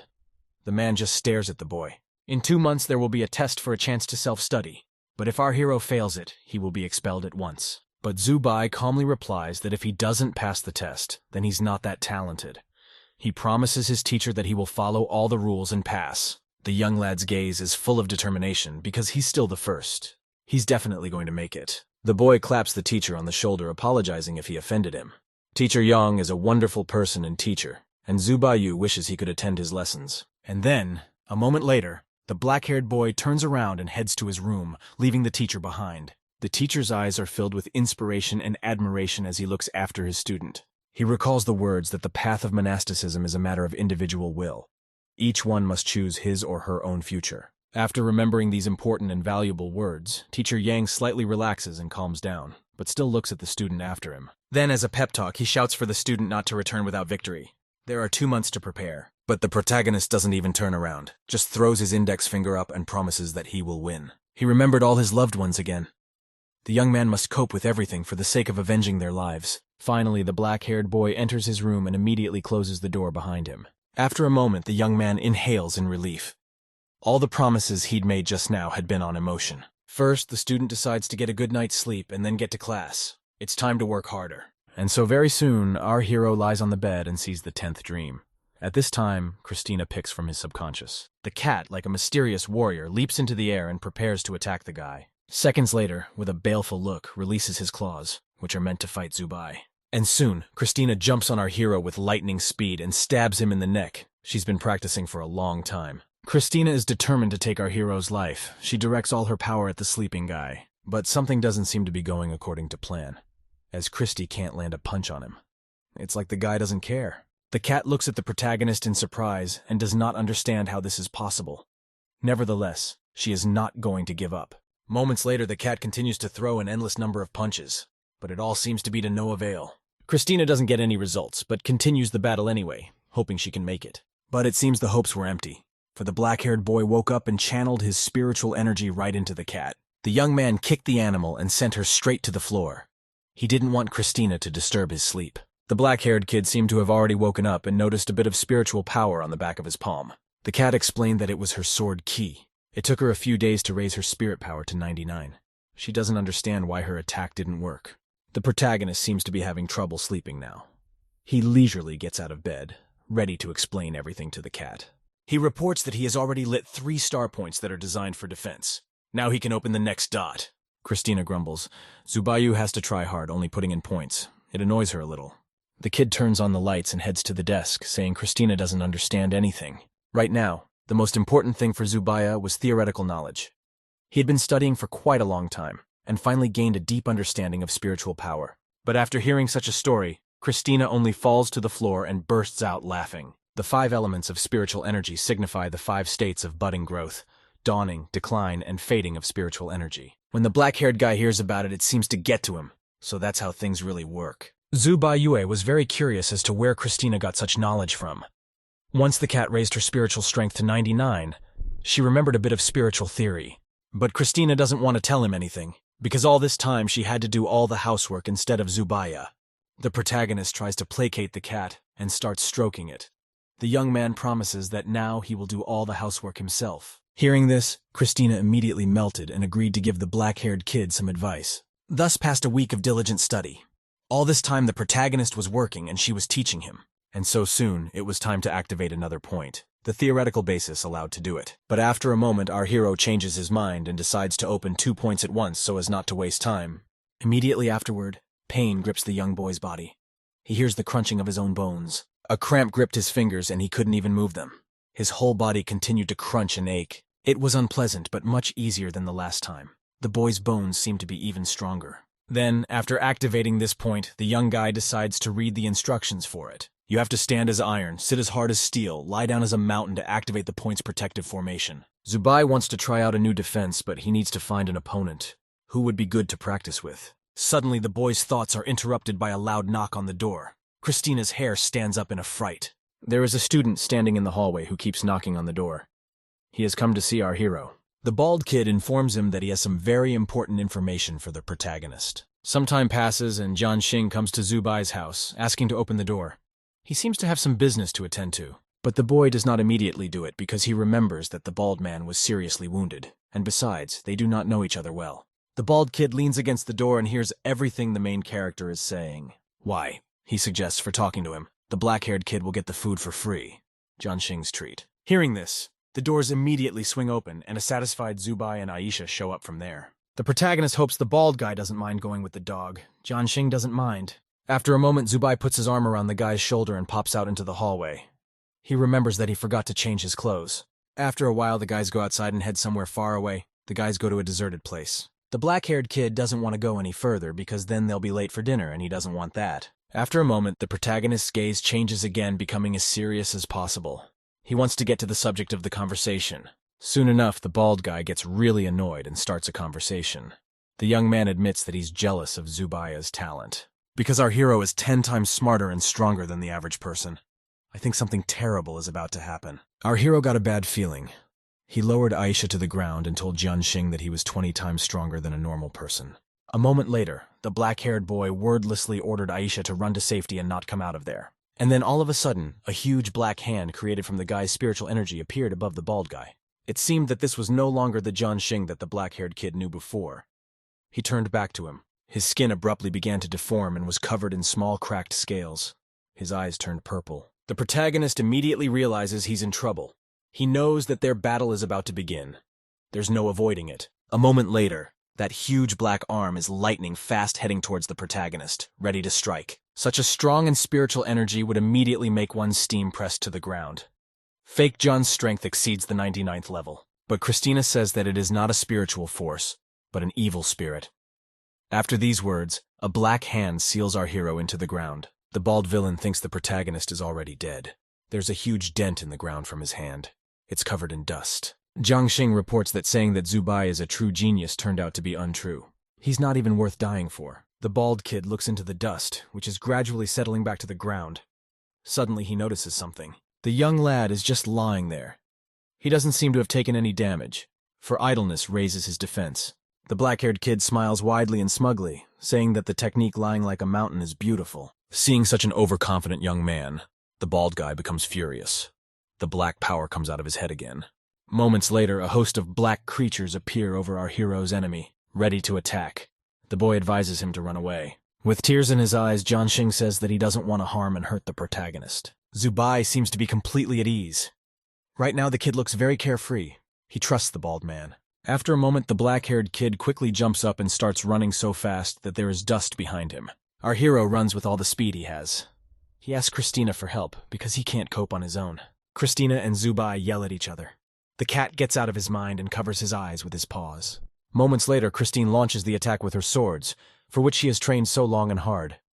Now she's going to show what she can do. Little pink balls fly lightning fast into their enemies. They fly so fast you can hear the wind whistling. But Christina's attacks do little to help, for these black creatures are too many, and she alone cannot handle them. With his eyes closed, it's very uncomfortable to do the attack, and Christina tells him to handle it himself. Zubai continues to run and calls the cat's name. The protagonist ran as fast as he could, but it didn't help him. A moment later, a huge black hand caught him. Suddenly the guy sees a terrifying sight. From Jianxing's eyes, ears, and mouth, some scary creature starts to pick out. The creature that just crawled out of a defenseless guy's body doesn't understand what's wrong with our hero. What kind of games are these? Is he really scum? When the creature came out of the guy's body completely, it turned out to be a girl. She was determined not to let Zubai escape. Suddenly, a male voice was heard from behind. The horrible creature in the form of a girl immediately became nervous as soon as she heard it. When she turned around, she saw Officer Lee probing the bald guy's pulse. He could still be saved. After a moment, he raises his clear gaze and his green eyes burn through the girl. He asks her to stop voluntarily, for she doesn't stand a chance. But the creature in the form of a girl doesn't seem to be in the mood to settle things amicably. After a moment, she lashes out at the officer. The girl wants to finish him off once and for all, so that he doesn't interfere with her plan. The cop didn't even move. The policeman immediately grabs the angry girl by the head, preventing her from carrying her injuries. His grip tightens on her head. And since the girl is not in the mood to settle this matter amicably, she'll settle it amicably. Officer Lee swings his fist, and now, a moment later, the fist pierces through the girl's body, and in the other hand of the officer remains her head. After a couple seconds, there was nothing left of the horrible creature but the head, which was in the guy's hands. They made it. The cop doesn't kill the girl right away because he has a few more questions to ask. The girl is very frightened and feels defenseless because there is no way she can escape. She's doomed. Officer Lee is holding the head of the same girl. It was Zubaya's neighbor. Her name is Yingzi. The girl is incredibly angry that she couldn't win. Officer Lee has over 1,000 points of spiritual strength, and he's still so young. But after a moment, the young policeman releases Yingzi's head and holds it in the air with spiritual power. The young man massages the wrists of his other hand, saying that they aren't done yet.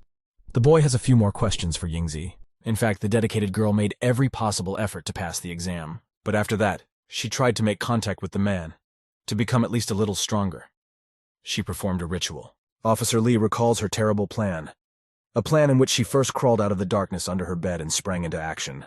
The girl had terrible plans. She was ready to make any sacrifice just to pass her exams and stay in school. The young policeman recalls the indifference with which Yingzi used the young lad, who had not expected such a thing.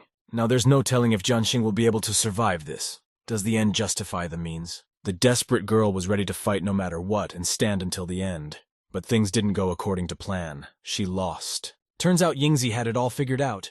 She wanted to use Zubaya to get out of this pit. The girl had thought of everything down to the smallest detail. And the villain even left signs behind to scare the young man. Zubai doesn't understand the purpose of Yingzi doing this. The girl has been trying since she was a child. For as long as she can remember, she's always studied and practiced. Then the girl begins to explain that she started reading Taoist scriptures at the age of 3 and breathing techniques at the age of 10. She was giving all of herself to cultivation. So envious and angry at our hero for just wasting his talent. The young policeman looked at Zubaya and concluded that the rumors about his uneducatedness were true. The black-haired boy scratches the back of his head awkwardly and gets up from the ground. The young man says that none of this is true. It's just a rumor. But the main character's words don't make sense, because he already has an instigator. The spirit disembodiment method and the body possession method are the most forbidden techniques of all.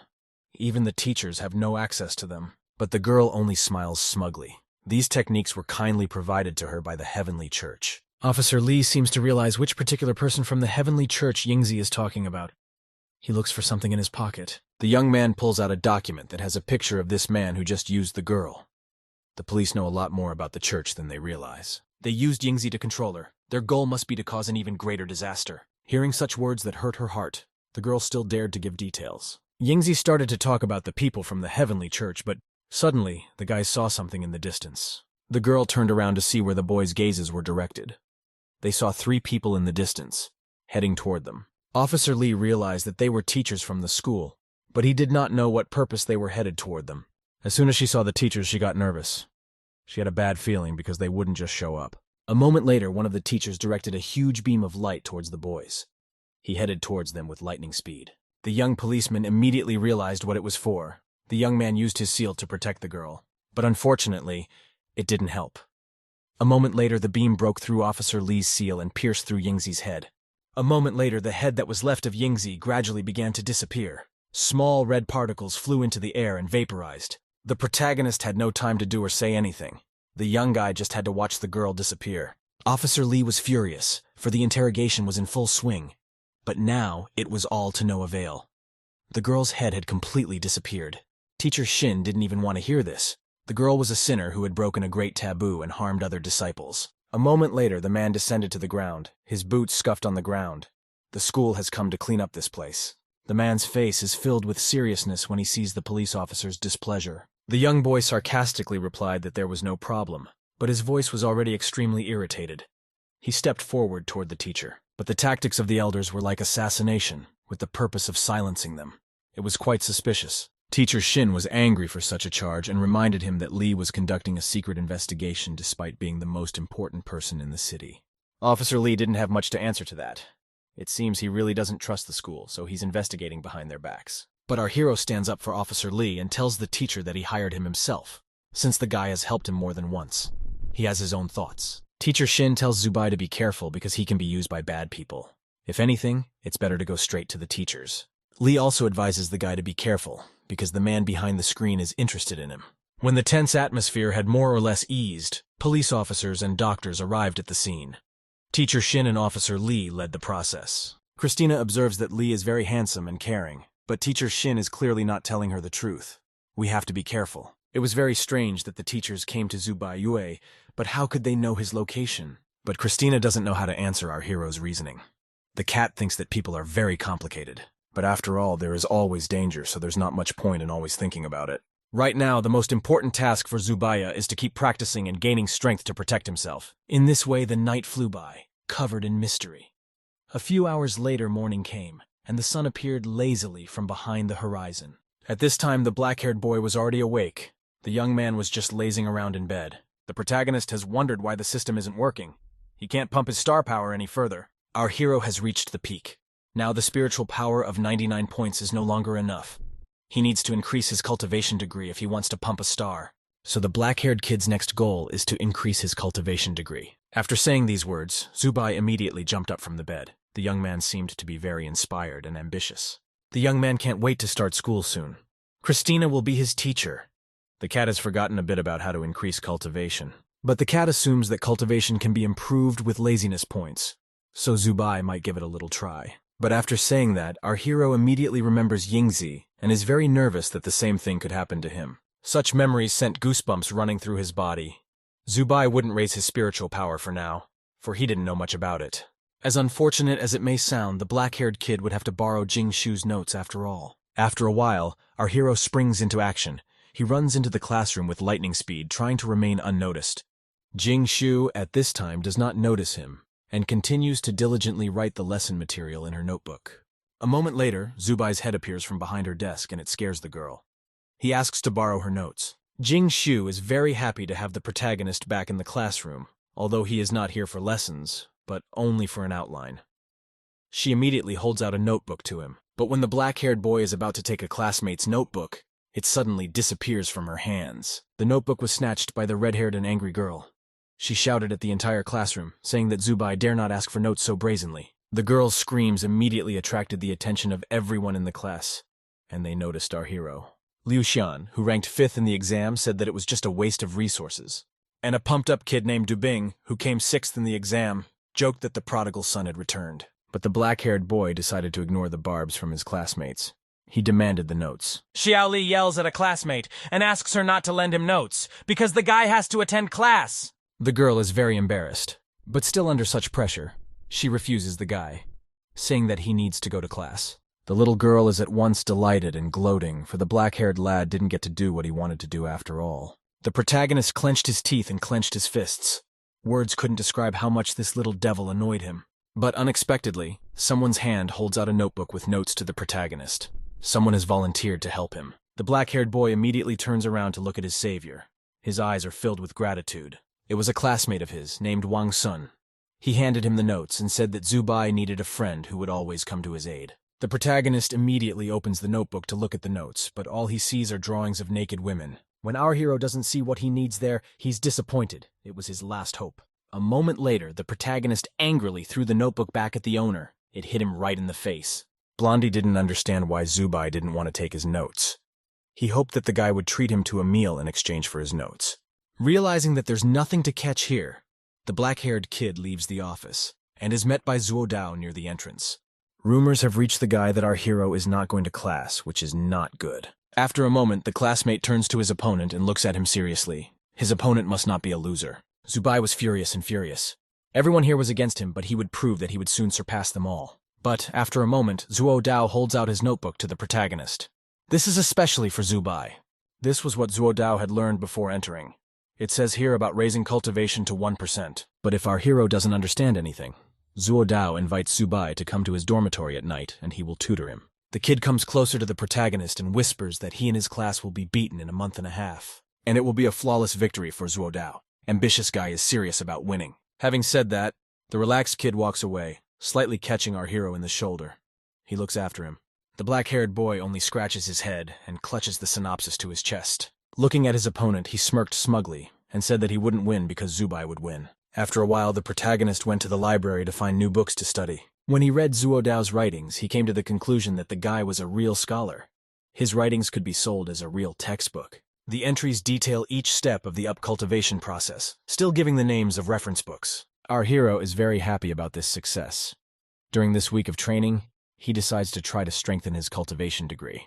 After a while, Zubai approaches the library administrator and asks how he can get into the hidden cultivation room. But the funny and strange man doesn't respond in any way. Instead, he pulls back the cup and presses the red button.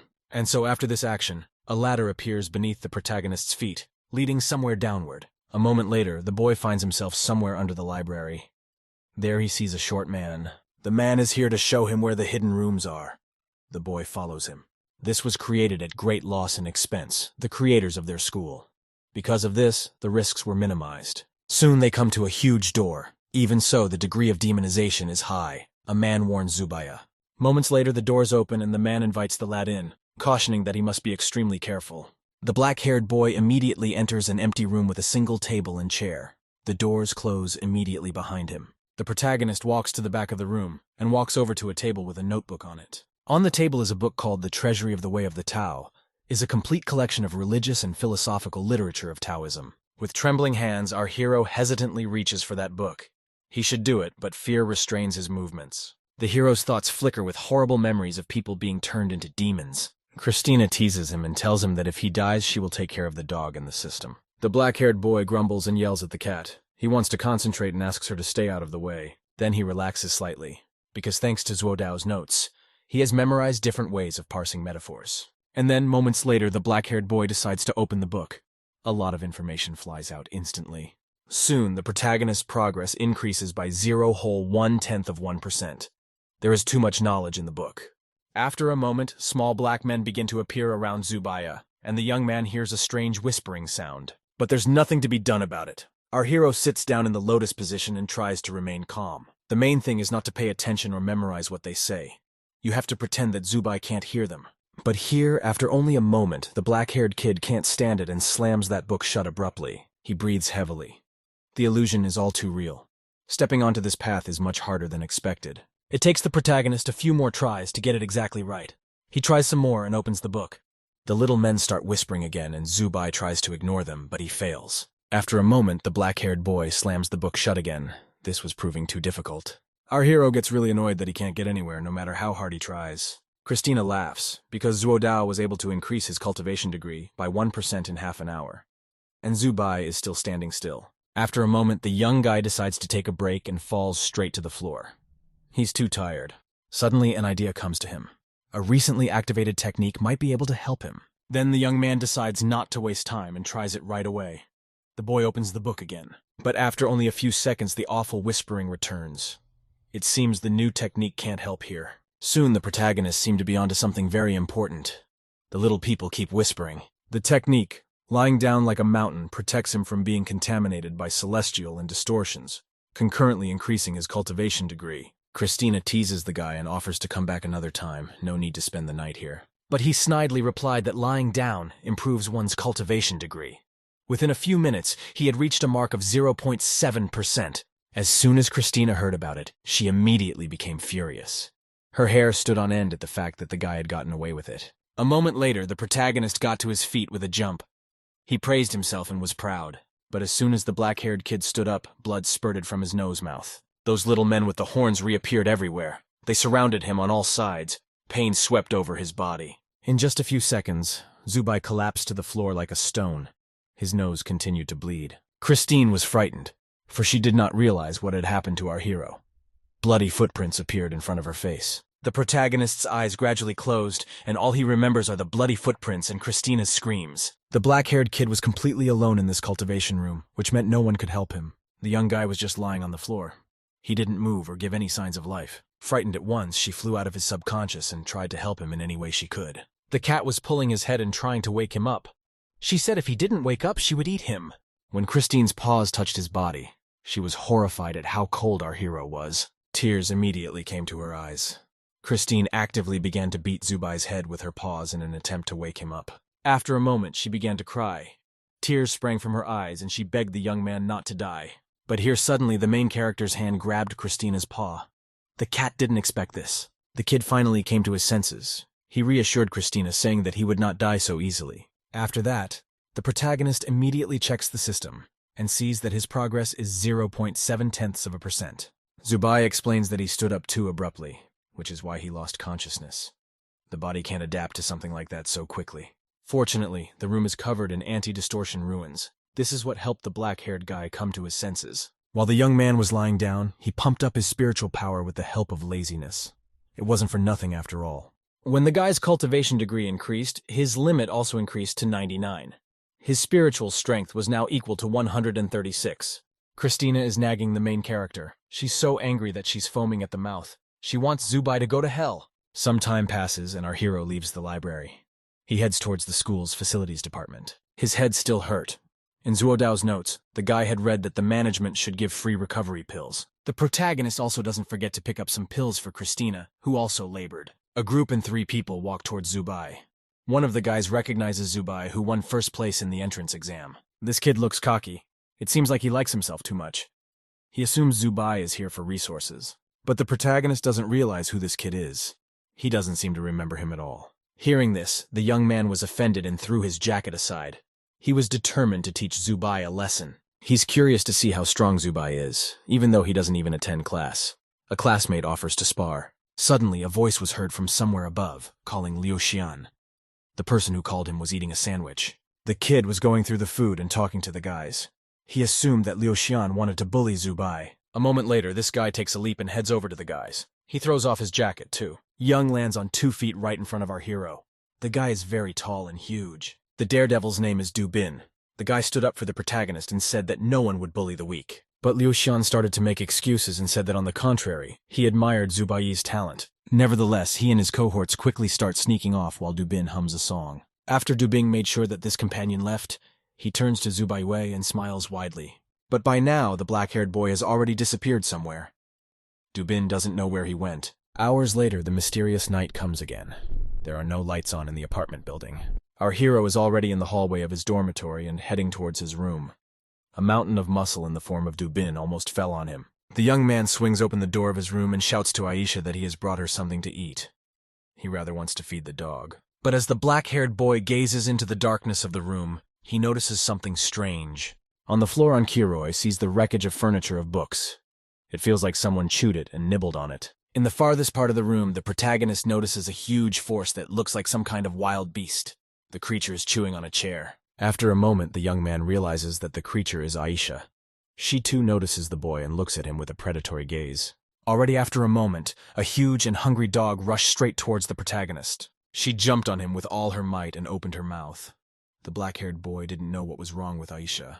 But Aisha started licking our hero and broke through his physical defenses. Moments later, the dog pounced on the food as he was very hungry. Christine didn't understand why Aisha had suddenly increased in size so much, but she hoped it wasn't demonization. The dog did stand up much bigger than it had been before.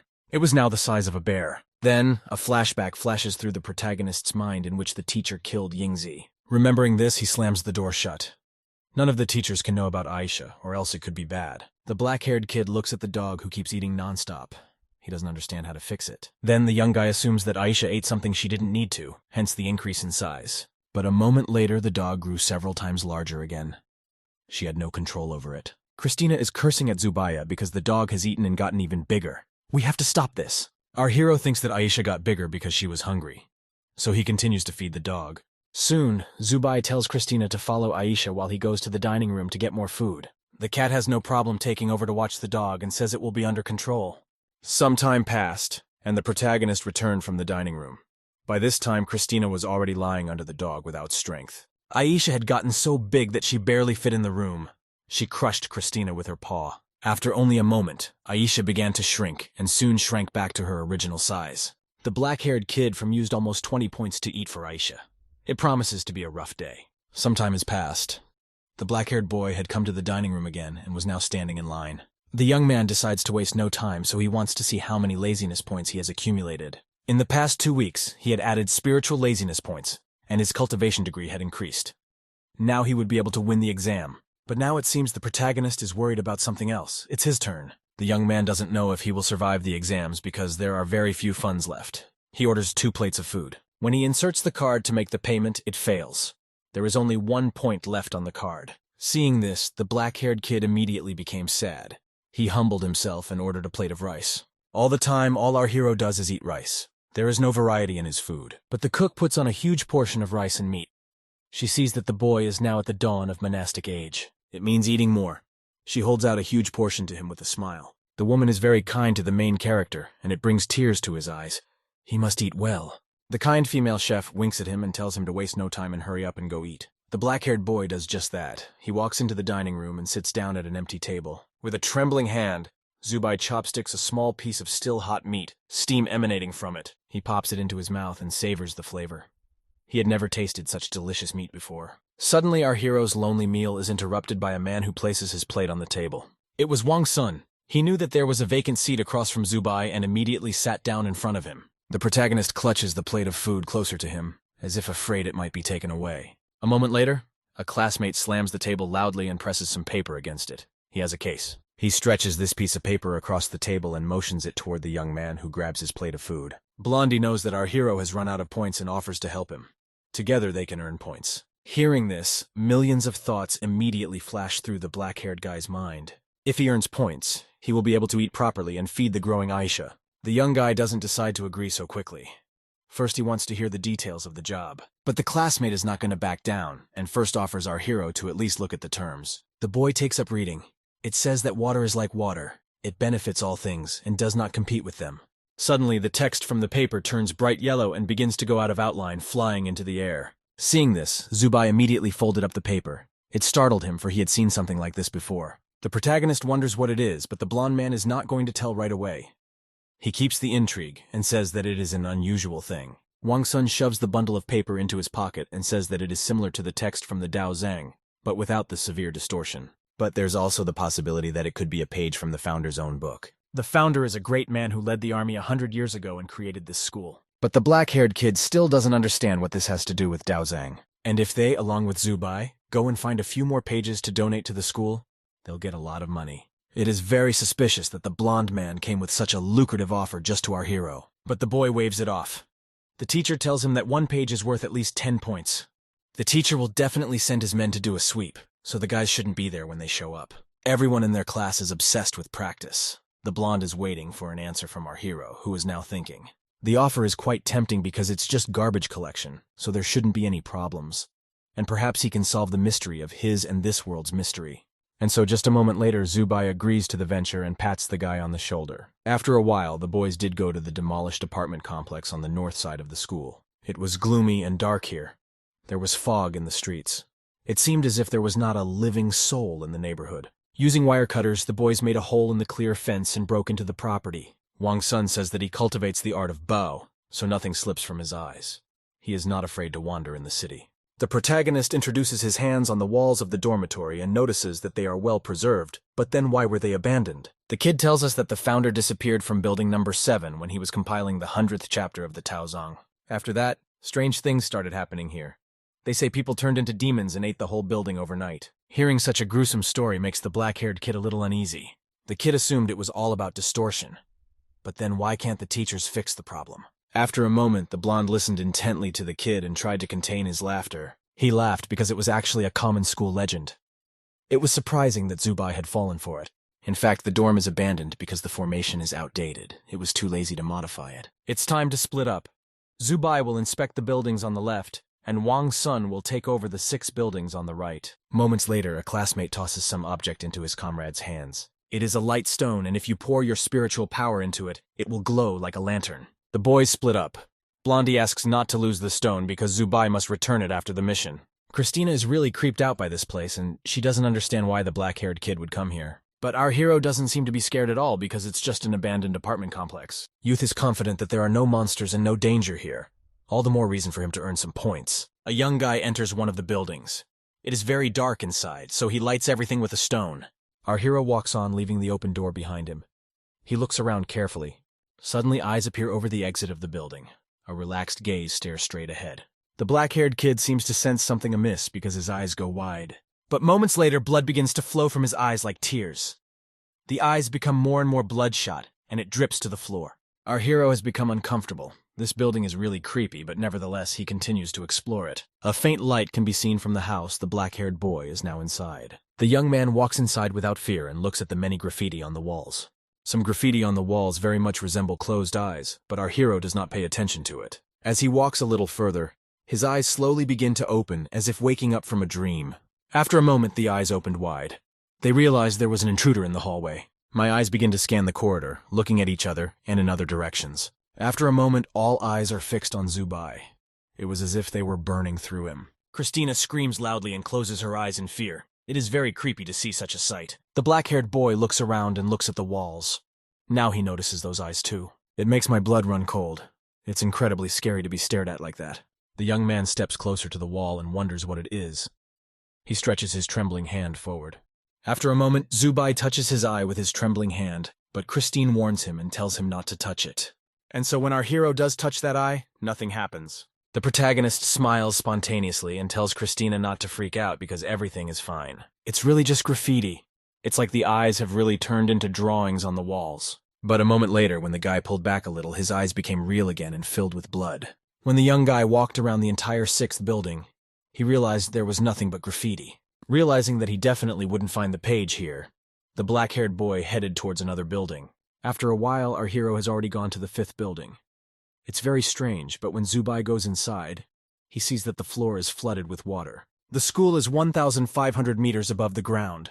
How could there be water here, especially indoors? In the 5th building, our hero found nothing, so soon he went to the 4th.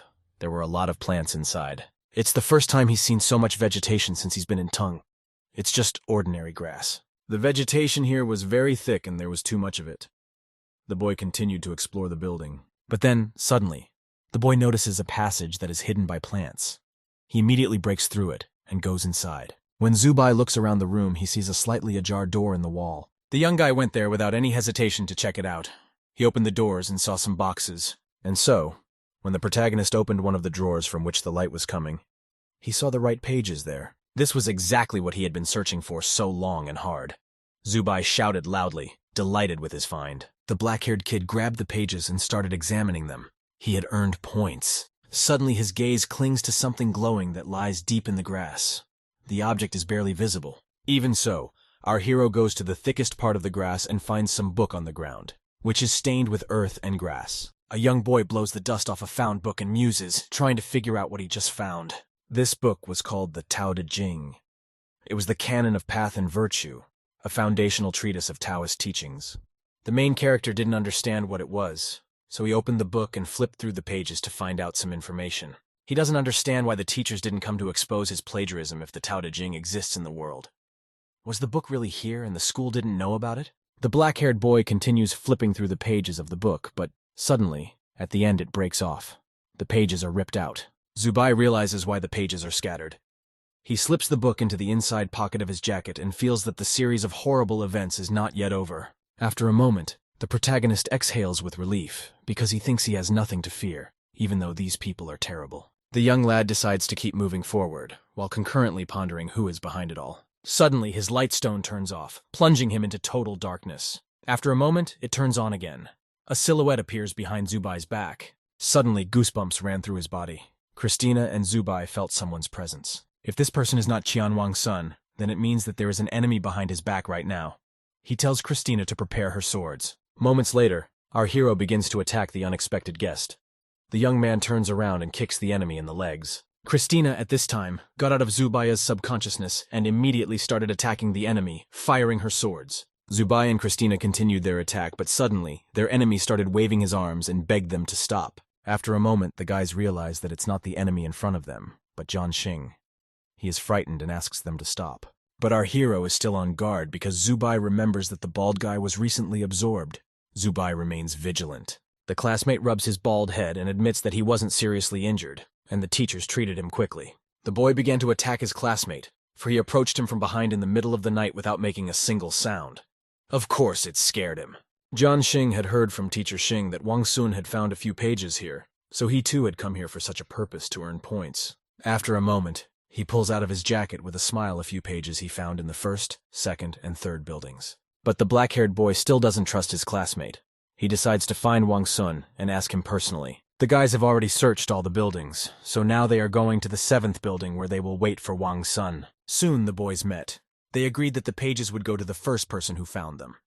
No one would share them equally. And so after some time the boys go in search of the pages in the 7th building.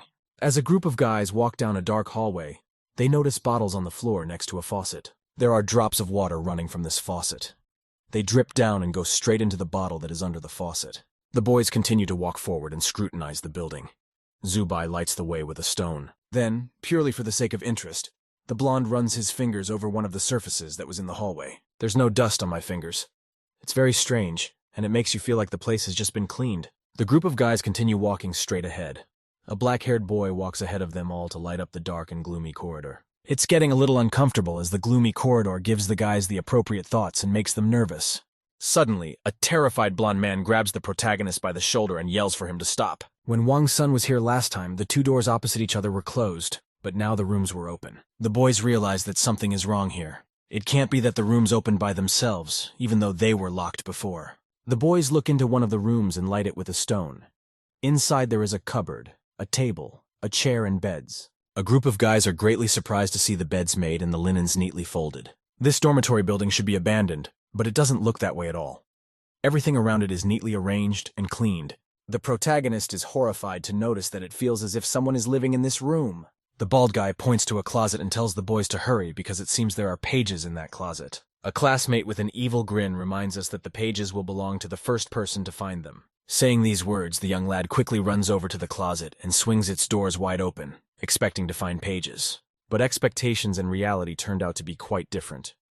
As soon as Jianxing opened the closet, he was stunned by what he saw. He saw a sack in front of him, on which was embroidered something like a face with a creepy wide grin.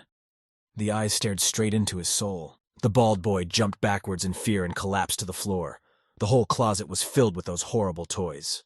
The bald kid immediately rushed towards the exit as he was very scared.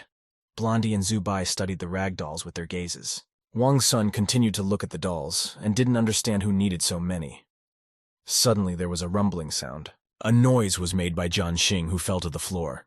It seemed that something had frightened him so much that he couldn't keep his balance. As the black-haired boy approached his classmate to help him up, he shined a rock in front of him. Lighting up the next room, they saw inside full of cages and chains that were stained with blood. Suddenly, the silence in the hallway was filled with the loud sound of the front door slamming shut. Blondie is very scared, nerves take over, and the guy urgently wants to leave this horrible, creepy place. But our hero takes charge. He leads the guys and tells them to calm down and work cohesively. The guys try to open the door and synchronously direct all their forces right at the front door. All their spiritual power is heading straight for the front door. It looks like the guys are going to succeed because they've given it their all. But it wasn't as good as it should have been. The doors didn't even stagger when their blows reached the wooden surface. A moment later, all the walls, ceiling, and floor were covered in various symbols and hieroglyphics. It was a formation. Actually, the formation was in other buildings as well, but the guys were so focused on finding the pages that they didn't notice it. It turns out that the dampness and denseness they've seen in other dorm buildings is related to this formation. This is the formation of the 5 elements of conception, growth, fruitfulness, decay, and extinction. Wang Sun realized this too late. All the buildings in the abandoned apartment complex are formations, and there's no way the guys can escape from here. Who could create a formation right under the nose of the Taoist school if one has to spend a great deal of time and money on it? But Zubai suggests that it might be one of the school's teachers, and they have him to thank for being trapped. The blonde ponders and agrees that Teacher Xing could have made it, given his strength in 5th realm cultivation. Had the man read his exam paper and decided that Zubai had something to do with the Dao De Jing, and he was the one who made Yingzi hunt the guy, and when she failed he just got rid of her. Suddenly, a bald guy interrupts the guy's musings and draws their attention to the wall he was examining. The boys are startled to notice that the runes that were previously on the wall have begun to turn into strange pictures. The pictures show a lot of people dancing around one person that stands in a circle away from everyone, and a white creature appears near him. After a moment, Wang Sun tries to close the creepy pictures from the guys and tells them not to look at them, because it's dangerous. But then, all of a sudden, everything around the group of guys changes, and they find themselves in a colorful, childlike hallway. They scrutinize everything around them, and the protagonist assumes it's just an illusion. Blondin became very sad and wistful because he was the one who had dragged his classmates into this adventure. So the brave lad is summoned to go forward. Every formation must conform to the laws of heaven. No doubt it's incredibly life-threatening, but the blonde feels guilty, so he promises to get the guys out of here. Some time passes, and the boys continue walking straight down the corridor. Soon, they reach a room. They hear a voice. Someone is reading about Funzi being the best. A first name can be a first name, but not a last name. The children take a quick look around the room they have entered. They see many toys, a construction set, cubes, and a toy horse. The choice of earth and sky. The mother of all names. Someone keeps reading. There's a ball and puzzles lying on the floor. A boy is sitting on the floor with a book. He turns to his father and says he doesn't want to read the book anymore. Jianxing thinks that the guy who created the formation is showing them his memories. Isn't that the same as what's written on the pages? Moments later, the father and child begin to disappear. Everything around the boys seems to warp and change again. They are transported to another room. A father with a scythe bends over a child who sits at a desk and continues to read. The little boy's voice trembles as tears begin to flow down his cheeks. He has forgotten some of the letters. The child's hand trembles. The child tries to pull himself together quickly and wipes away his bitter tears. The boy does not know what the last chapter will be. The child screams and asks his father to read the last chapter, but he remains silent, instead making a sweep of his scythe. Moments later, the father ruthlessly strikes his child, severing his head. He did it quickly and without regret. Soon, everything around them starts to change again. A rag doll falls to the floor and rolls straight towards the boys. She rolls over and stands before them, revealing an ugly face with a wide and creepy smile embroidered on it. The black-haired boy is horrified when he realizes that all those rag dolls in the closet are the heads of innocent children. Suddenly, a desk and a chair appear in front of the boys, which are illuminated with light. They are at the very end of the empty corridor. On a small child's desk is a pen and an open notebook. The surface of the desk is stained with blood. Upon seeing this, the bald kid becomes hysterical.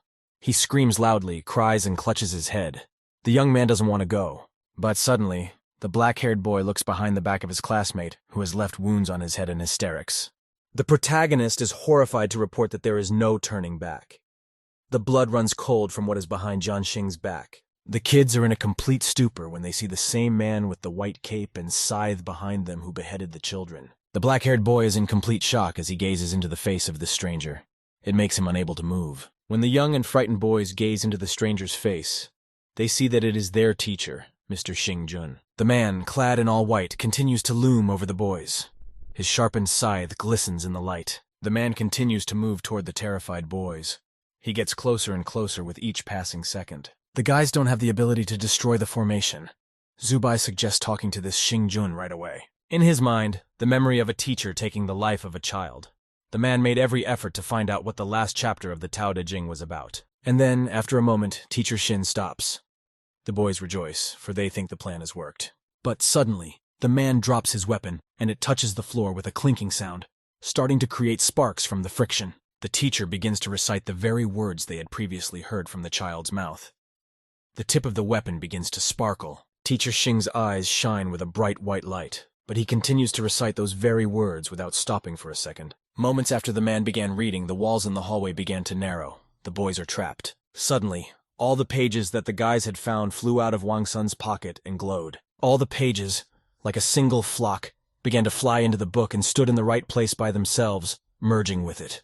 A few seconds later, all the pages were in their proper place in the book. Only one, the last page, was missing. The blonde assumes that the man is just a formation spirit and not their real teacher Shin. And if the kids don't finish the last chapter before the teacher finishes finishing, their heads will end up in that closet too. Christina grimaced as she pictured her head as a rag doll with cat ears. The bald guy was still very nervous and hysterical. From nerves, he kept hurting himself and leaving scratches on his head. After a moment, the young lad's nerves gave way, and he decided to pounce on their enemy to try and kill. Soon the bald kid struck at this evil spirit, but it was all to no avail. It did not harm it. Instead, it was the attacker himself who was harmed. The young man flew several meters away. A moment later, the kid started coughing up his own blood. The main character walked up to the desk. The kid wanted to save everyone. If not him, no one would help them. But the black-haired boy had only taken one look at the last chapter, so he didn't remember the sequel. Our hero sat down at his desk and began to think as the man came closer and closer. Time was running out, for the spirit had almost finished reading. There were only a couple moments left before Teacher Shin finished reading. He had already made a sweep of his scythe. With a trembling hand, the black-haired boy took the quill and held it to the paper. He did not know what he should write. After a moment, the man finished reading and lightning-fast pointed his scythe straight at the guy to blow his head off. The black-haired boy clenched his eyes, preparing to accept his death. Life flew before his eyes. But surprisingly, the weapon never touched our hero's skin. The blade stopped a few millimeters before Zubai's neck. It was all thanks to Christina, who picked up a feather and saved the boys. When Zubai looked at the pages, he saw that Christina had left some notes there. She continued the chapter. The cat was breathing heavily from nerves. Christina remembered the sequel very timely and saved everyone. A moment later, the evil spirit swept the sharp blade away from the protagonist's neck. And then, soon the book closed. A bright yellow light and small sparks began to emanate from it. The blonde noticed that the feeling of threat was gone and the walls had stopped moving. Are they safe? The black-haired boy exhaled in relief as the cat returned to his subconscious. Suddenly, one of the guys grabbed a book that was lying on the desk right in front of Zubai. It was a bald kid. His intentions were clearly not the best. He held the book tightly in his hands. The black-haired kid looked angrily at Junxing, who wasn't acting the same as before. The blue-eyed blonde immediately thought of a classmate wanting to take the book away from them for his own purposes. Suddenly, something terrible began to happen to the guy. His eyes moved apart and his face began to deform. A low whisper escaped his lips. The creature said it intended to kill the boys. A moment later, the classmate began frantically moving his head in different directions and spitting blood. It was no longer their classmate. A horrible creature appeared in front of the boys, wearing the yin and yang symbols.